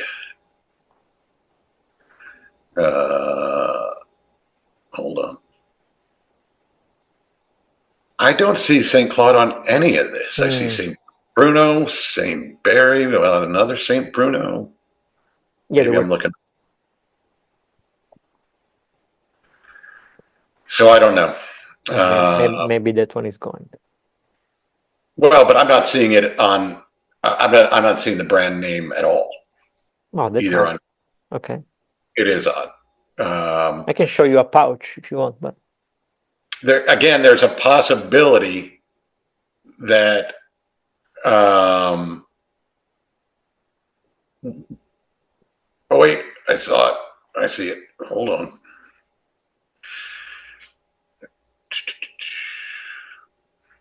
St. Claude. All right. I see a 40 gram in France, and it says keep. Okay. There you go. Is it just one SKU? That's all I'm seeing. Yeah, they only made one. Okay. Good. And so the last one I will ask you, let me think. I mean, it will be the Amphora series. Because is gonna be completely disappearing from the United States. That blog posting from Germany was actually saying that they were disappearing 4 of them. So the Kentucky, the Burley, and the 5 and 6. But the Virginia, for instance, was staying. The original was staying as well. Let me look. My list. Oh, actually, I have something here because I went to my tobacco shop actually, and I bought a few of them to stock. And this is the Caporal we were talking about. Let me sort by market name. Germany, I'm seeing Full Aroma and Virginia Blend. Italy. Not the original. I'm seeing Original Blend in the Netherlands. I'm seeing Original Blend in Italy. I'm seeing Full Aroma, Special Reserve, Original, and Rich Aroma. Okay. The Virginia is not in Italy? I see it in Poland. I see it in Germany. I do not see it in. Make sure I got my filters right. No, you'll have to go to Germany. Or the Virginia or Poland.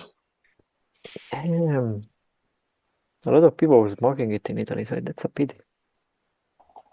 Okay, so what we can see from this little chat that we had here now about this, what will stay is that it will, it's what you were saying, it will disappear by market. So it's not just what will still be produced, it will also a lot about what will be distributed. That's right. Like, what was selling well in a particular market, right? So pretty much all the Amphora blends still exist. It's just if it didn't sell great in Japan, then we're not going to do it in Japan, for instance. And again, the timings on that, I don't currently have visibility into, and I don't know that anybody does at this stage, what would be, so let's say we were going to discontinue the Virginia in Italy. So sorry, you said the old, okay, no, go ahead. When you don't know? The when I don't, they've tried to give us guidance from the sales teams, but I don't know if I believe it. So you said the HH old dark fired will stay only in Germany or also in Italy? Italy, I only saw the Latakia. The vintage Latakia, okay. Let me find this. Italy, okay, I see the Virginia blend. Oh, really? And so, according to this list, that whatever plan we have will change, It is scheduled to be delisted December 31st of 2025. So in theory, the sales teams have said, yep, we get it. But either for whatever reasons, distributor contracts or what have you, it could be a million reasons. There could be trade windows. I'm not as familiar with Italy. But they have said, we want you to continue to make that for the remainder of the year. And that's for a lot of the Europe and everything. That's a lot of what you see on that list. Now, whether that means it'll still get made all that time, or you'll never be able to get it exact, that we want our last distribution date to be, on such and such a date. But for the most part, what I'm seeing is a lot of the Europe stuff, it's not going to happen overnight. Okay. For multiple reasons. Again, does a piece of equipment need to use? What order are they doing and doing the work to make sure we're duplicating these things correct, et cetera, et cetera. Okay. Yeah, I mean, there is a lot of complexity there. So, okay. So let's wait for some more official information from STG on this, on Europe. Another two things that actually it's the same topic I wanted to ask you about is the relationship with the pipe community.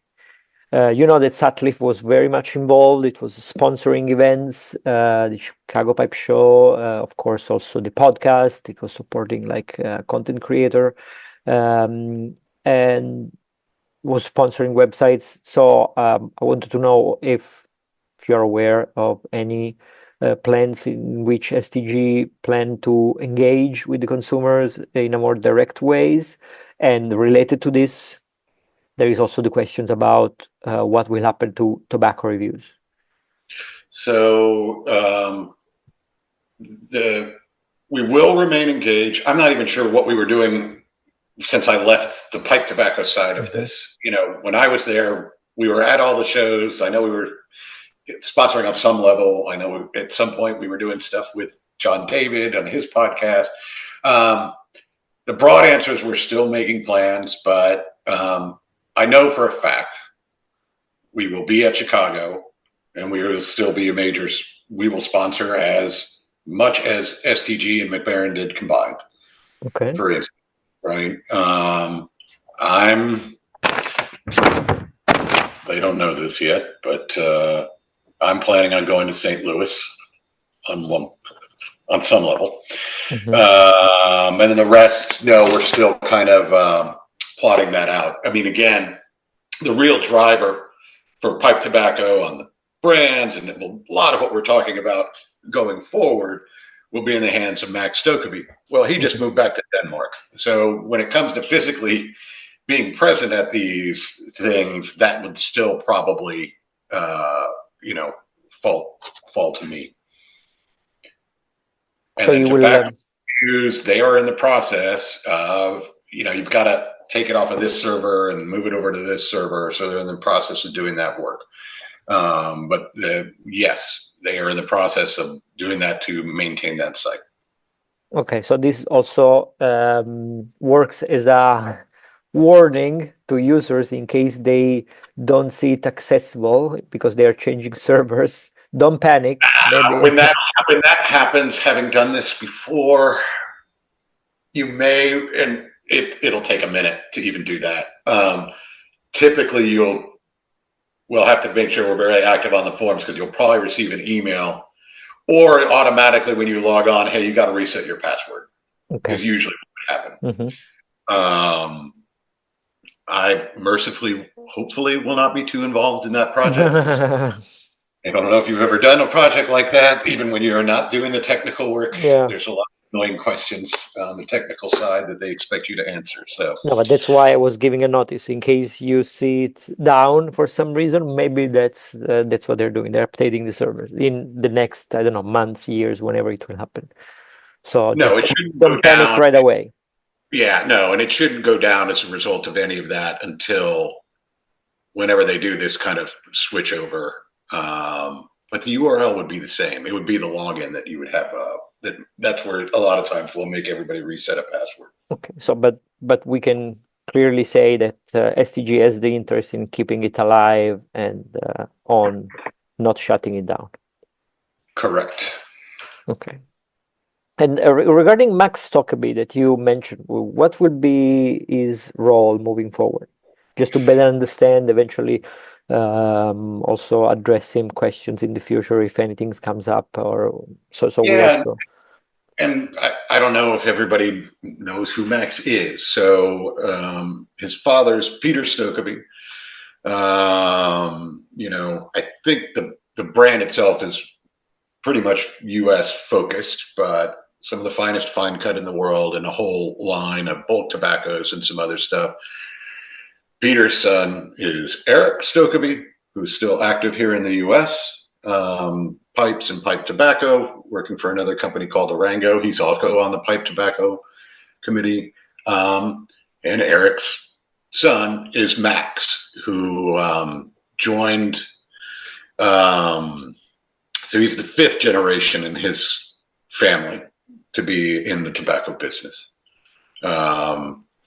He joined right out of college as a salesman for Lane, call it 12 or 13. And then I hired him, brought him over on the marketing side for quite a while. So he will be overseeing the entire portfolio. What does that mean? It means going forward, things like, well, how are we going to be engaged in the community? What's the budget we're going to need to be able to do some of these activities in the U.S.? What are the blends that should come back? What's a blend that is still not doing very well, and we need to managing that portfolio as it goes along. Other traditional, mostly in the U.S., marketing style activities that you're allowed to do, and longer term planning. To be looking at what things look like in 2026, 2027, 2028. That process at our company is long. So basically what would happen, and it's what I'll be doing for Fine Cut, is you've got this entire portfolio of items and brands. You're doing various kinds of analysis, looking at, not only performance, what do I have in the right price bucket?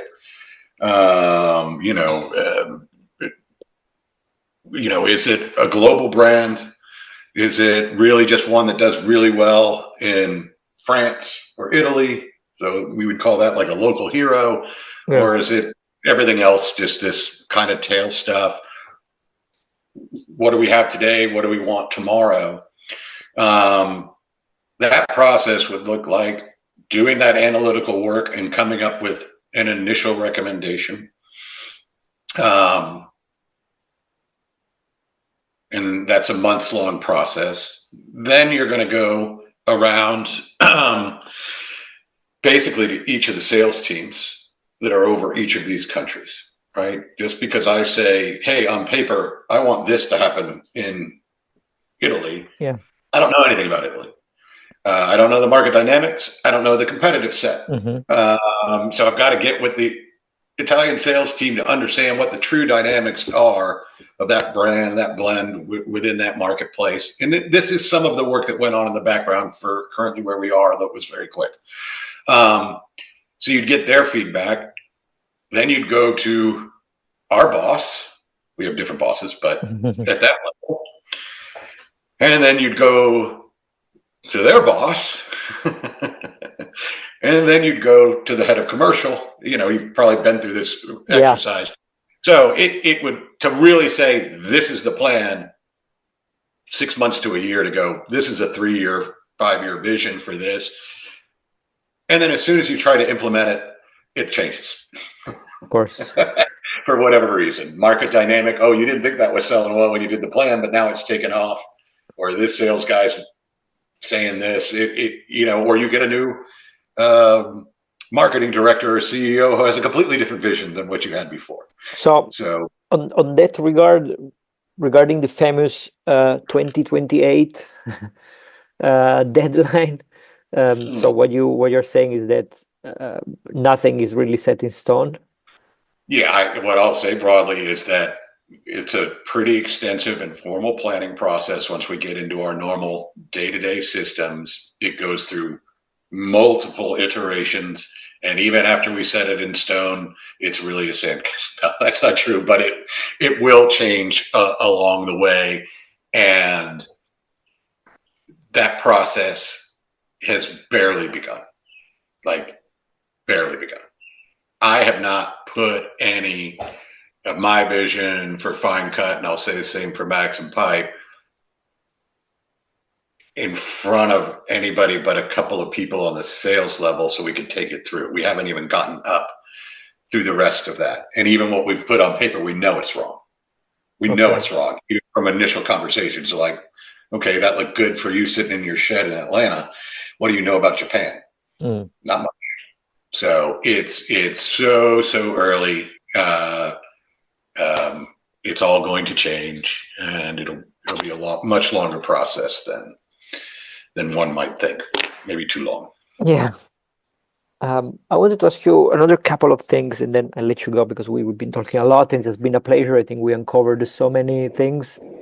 One thing is that one of the fears that many consumers have is that following this big consolidation that happened, since MacBaren and STG were the biggest two players in the pipe tobacco market, some are afraid that this will also impact on prices.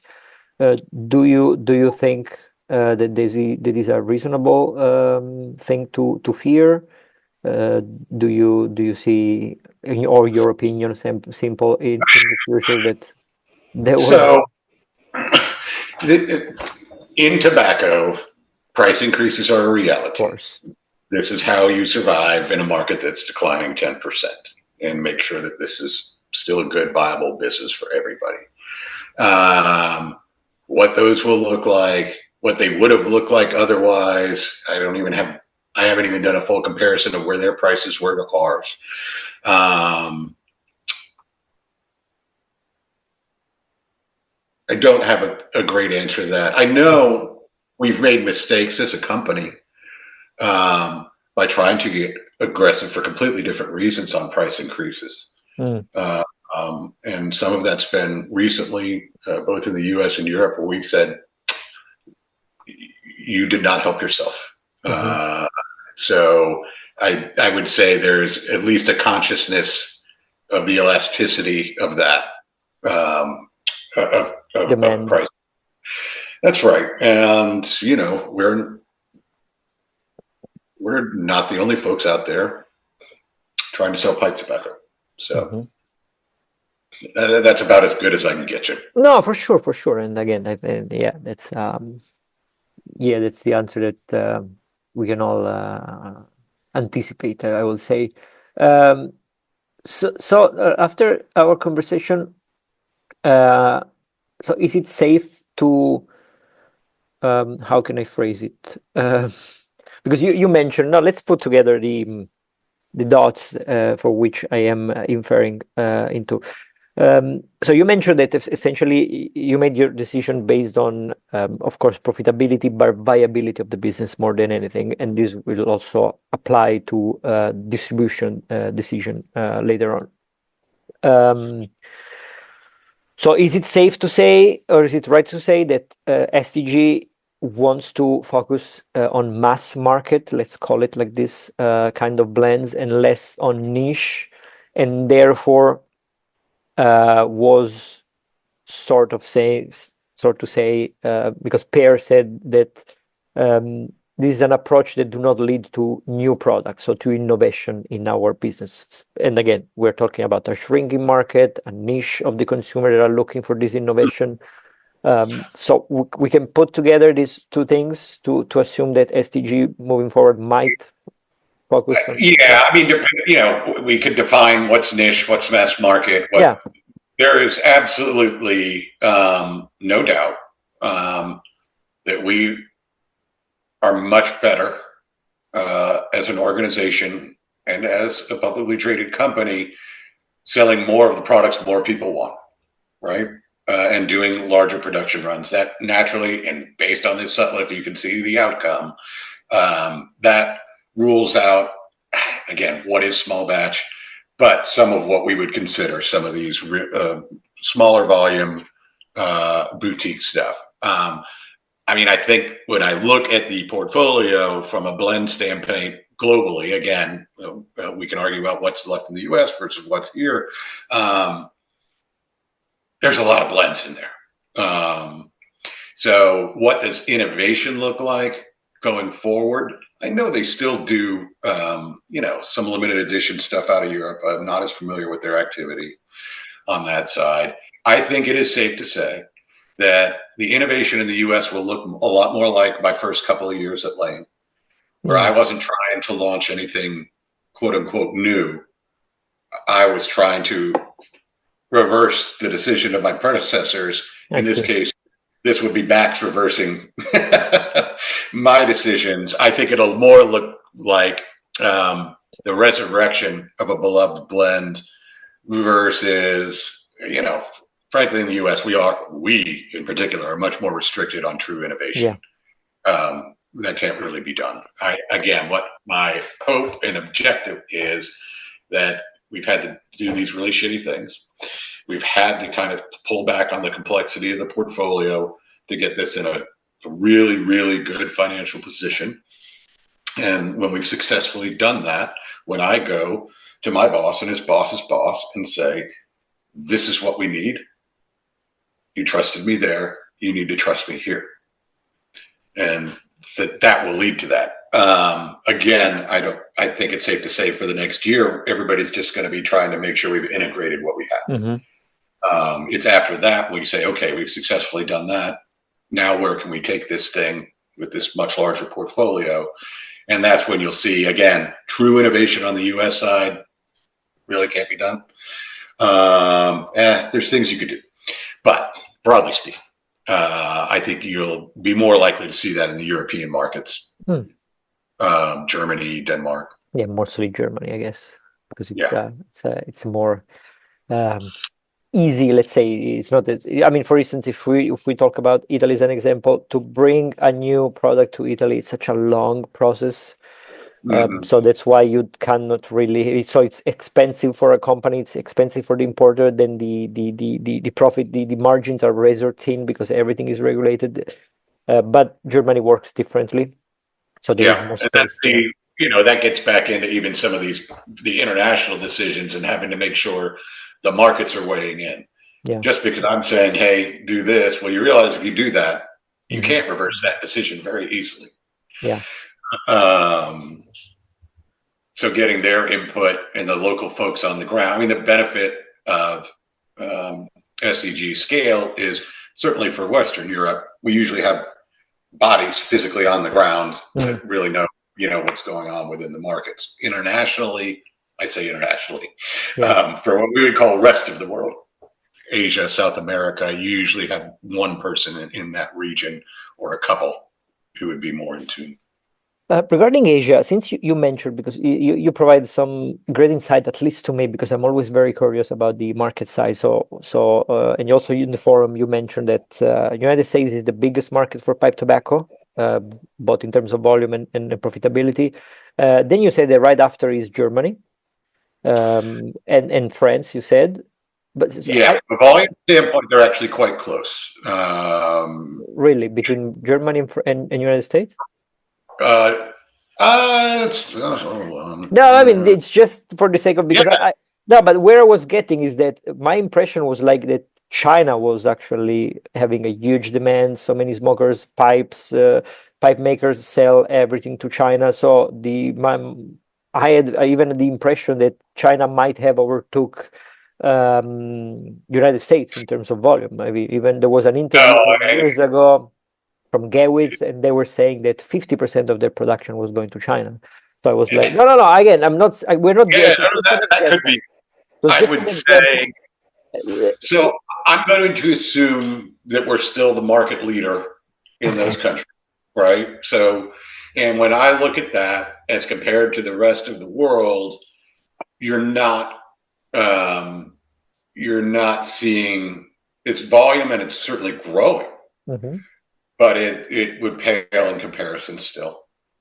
to what you're seeing in Europe and in the US. Okay, that's It's interesting. Good. often for companies completely new business, so it's all incremental and Yeah. it's increasing, so it's great business, but it still hasn't crept up to that scale.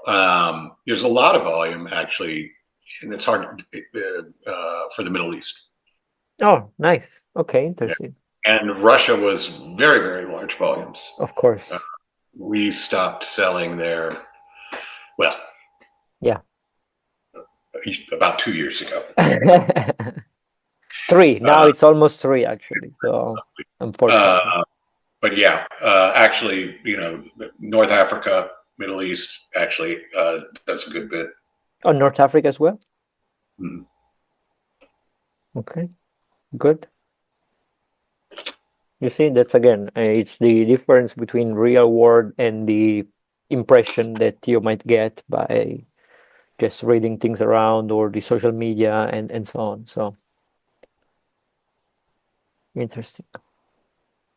I think we touched pretty much everything. The only thing that we didn't touch, and I don't even know if there is anything to say there. It was regarding the Sutliff machinery thing, Mm-hmm. which So, again, from a business perspective, I understand, but I don't know. well, nobody understands anything because there's no answer to this question Okay. yet. I mean, we can all make suppositions. So, what happened when we shut down Lane? At that time, we tried to sell that equipment. We had very few takers. The cutters people wanted, but I made them ship those to Oregon for my hemp production. Okay. Though that was probably the thing that was most in demand. Some of it, we were making filtered cigars there. That got moved to the Dominican. We had one piece of equipment that we took over to Athens. The rest of it was scrapped because nobody wanted it. Might that change completely in this scenario? Possibly. What I would say is, all right, let's say there's a piece of equipment there at Sutliff, and another pipe manufacturer says, ooh, perfect. Okay. You have the choice of spending probably a couple $100,000 to disassemble this thing that is very old. Yeah. Move it down to wherever you plan on taking it. Pray you can find somebody who can put it back together again. Oh, by the way, there hasn't been a part or a training manual for this thing in 40 years. So find somebody who can figure out how this thing actually works if they don't want to move from Richmond. And hope that this thing, and you better have a machine shop to make your own parts, or you could spend double the cost and go get yourself something that is modern, works, somebody can train you on, and they still make parts for. So I think we have to inject a little bit of reality into what we're talking about here. Yeah. No, and I think this gives some perspective again onto this. More importantly, I'm in all these damn conversations. So whenever that was one of the things I'm like, where are you getting this? I'm sure the conversation is being had, and you may not even be wrong about what but I have never been, we haven't gotten there yet. So there's one, it's literally a museum piece in the lobby of Sutliff that Jeremy and I talked about. Was like, we better make sure that gets to somewhere. Yeah. And whether there's like a tractor museum there in Richmond that also has some old tobacco machinery. If we don't want it, then get it somewhere. Yeah. Where you don't lose that kind of history, but things actually people can use. We haven't gotten there yet. Okay.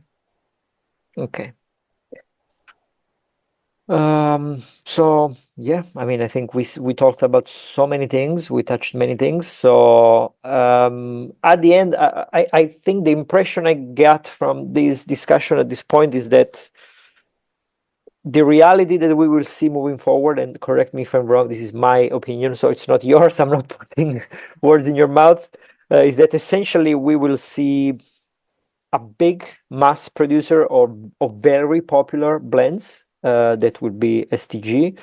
And then we will see several, not many, a few, depending how we define a few. Let's say smaller, we can call them boutique producer that might be focused on niche blends. Do you think that's a reasonable description? Yeah, again, using very broad terms, of even course. what we might consider. I think that's fair. Mm. You know, I think that's accurate. I mean, you know, you just start to nitpick with like, oh, well, you know, I'm making 125 blends. Some of them I still consider quite niche, Yeah. but no, I'm not making 1,000 blends, which are definitely Niche. what we would think of small batch. No, it is absolutely the focus to, you know, to make more products that more people want. And then there's going to be other folks who are still making products that more people want, but have they're either set up that way or have a different operating model where they will be focused more on the small batch. And I think for those of us that are still making tobacco, and it is just a few,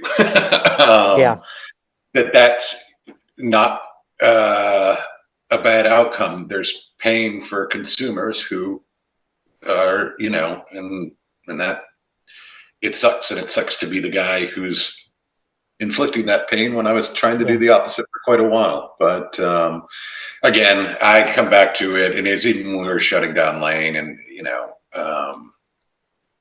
I of course didn't know all the folks at Sutliff and far fewer at MacBaren. I mean, there's real people who've been in this business a long time that, you know, have to go do something else. That's the real impact here. Yeah. The industry will be fine. We are going to have whether it's from STG or others, we're going to have the variety we want. And in the short term, you know, there's somebody like Simon at MacBaren who's been doing that for more than half his life. You know, I had the opportunity to sit with him for a couple hours in November. I mean, you know, it's a big deal. It's a big deal. No, of course, the workers both at Sutliff at MacBaren that will be affected will suffer probably more than us that we are here just discussing about blends. They'll be fine. These are skilled people, but yeah, for right now, I'm obviously aware of the pain, and I keep saying but we have inflicted on the passionate for the hobby, and I weigh that with the pain I've inflicted on real people and how I ended up in this position. Yeah. Be that guy. I know, I hear you. Yeah, but you said that you will spend the next few years possibly on reintroducing some blends, maybe. So we'll see.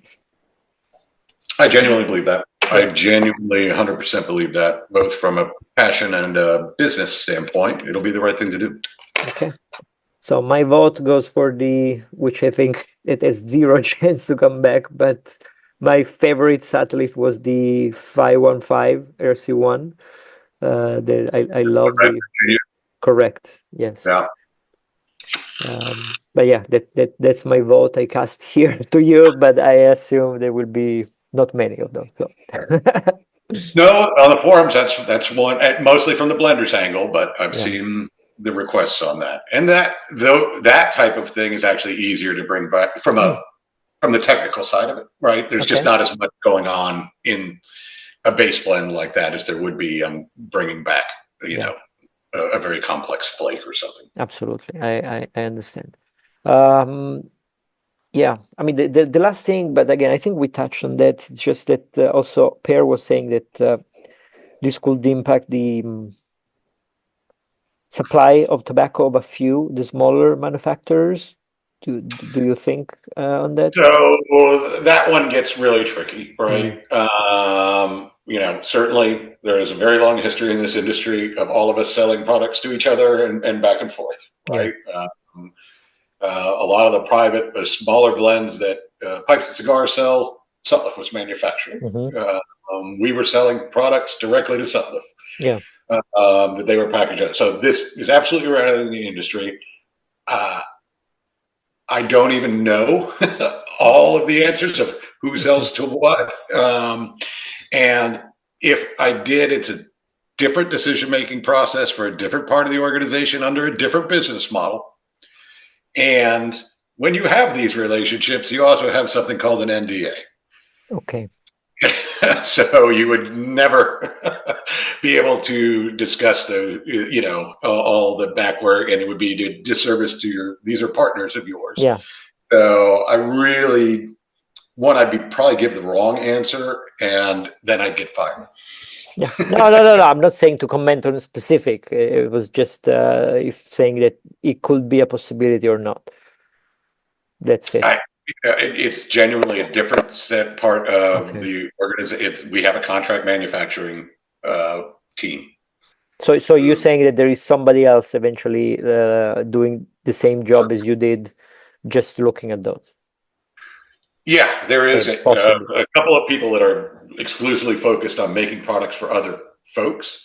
So, for Max and I, we're really about brands and our brand. With the rest of that, that it's just a completely set of different decision making. Okay, no, that's fair, and I don't want you to get to be fired or say anything that you don't want to say. It was just, again, for the sake of the argument, because me as a only pipe enthusiast, of course I don't know all those different mechanism and logics going on. So that's perfectly fine. Is an answer that's perfectly fine. That's all I got. It's fine. It's totally fine. Okay. Yeah. I mean, I just can thank you a lot. Thank you very much for reaching out. Thank you very much for being here to have this wonderful chat. I think we really explored a different perspective and a different point of view on this matter. But also, besides this matter, I think we discussed many of the things on how the industry works. So, well, and my point, it's one thing to go in on a forum, but to be able to have just a conversation, it conveys the message, and it's still shitty, but probably in a more realistic. It's a preferred way to try to communicate. Well, I mean, the thing is that the second discussion, the one that lasted the longer, the second thread was like 17 pages, and the forum is not that easy because you have so many messages. Yeah, you cannot reply them all. Yeah. So it's not as easy to have a meaningful discussion. And then if you read like a very, very long, you write a very, very long post, then it's also not everybody will actually go through everything, or they will pick some things, a few things, and answer to something. So it can be messy.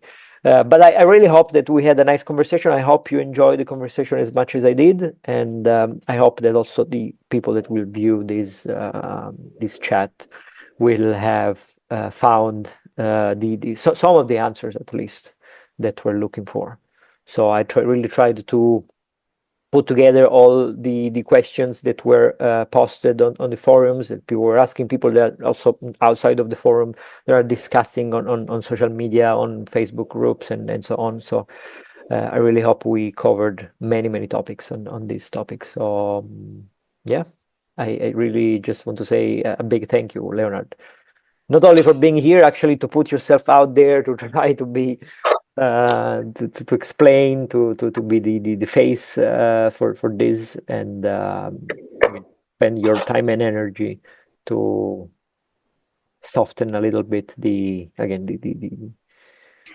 as you say, the worst, the ugly things. That's what I was looking for. Yeah. No, I won't say my pleasure because it's weird to say that about this topic, but I was happy to come on and really grateful for the conversation as well. Okay. Okay. So thank you very much. We'll be in touch. I really want to know about the Garibaldi. I don't know. Yeah, it's here. So remember that I want to know about this. that I maybe won't go away, but Probably it won't go away because nobody knows it exists. Maybe I don't know. I'll find out. Except the guy making it. Probably nobody knows. Exactly. Thank you very much, Leonard. All right. Thank you. Eccoci. Spero che anche questa chiacchierata vi sia piaciuta. Se avete visto tutta l'intervista senza mandare mai avanti, complimenti, i miei complimenti, e veramente aspetto i vostri commenti. Scrivetemi dove volete, lo sapete, Telegram, email o lasciate un commento. Per tutto il resto, come al solito, tenete le pipe accese e ci vediamo molto presto. Ciao!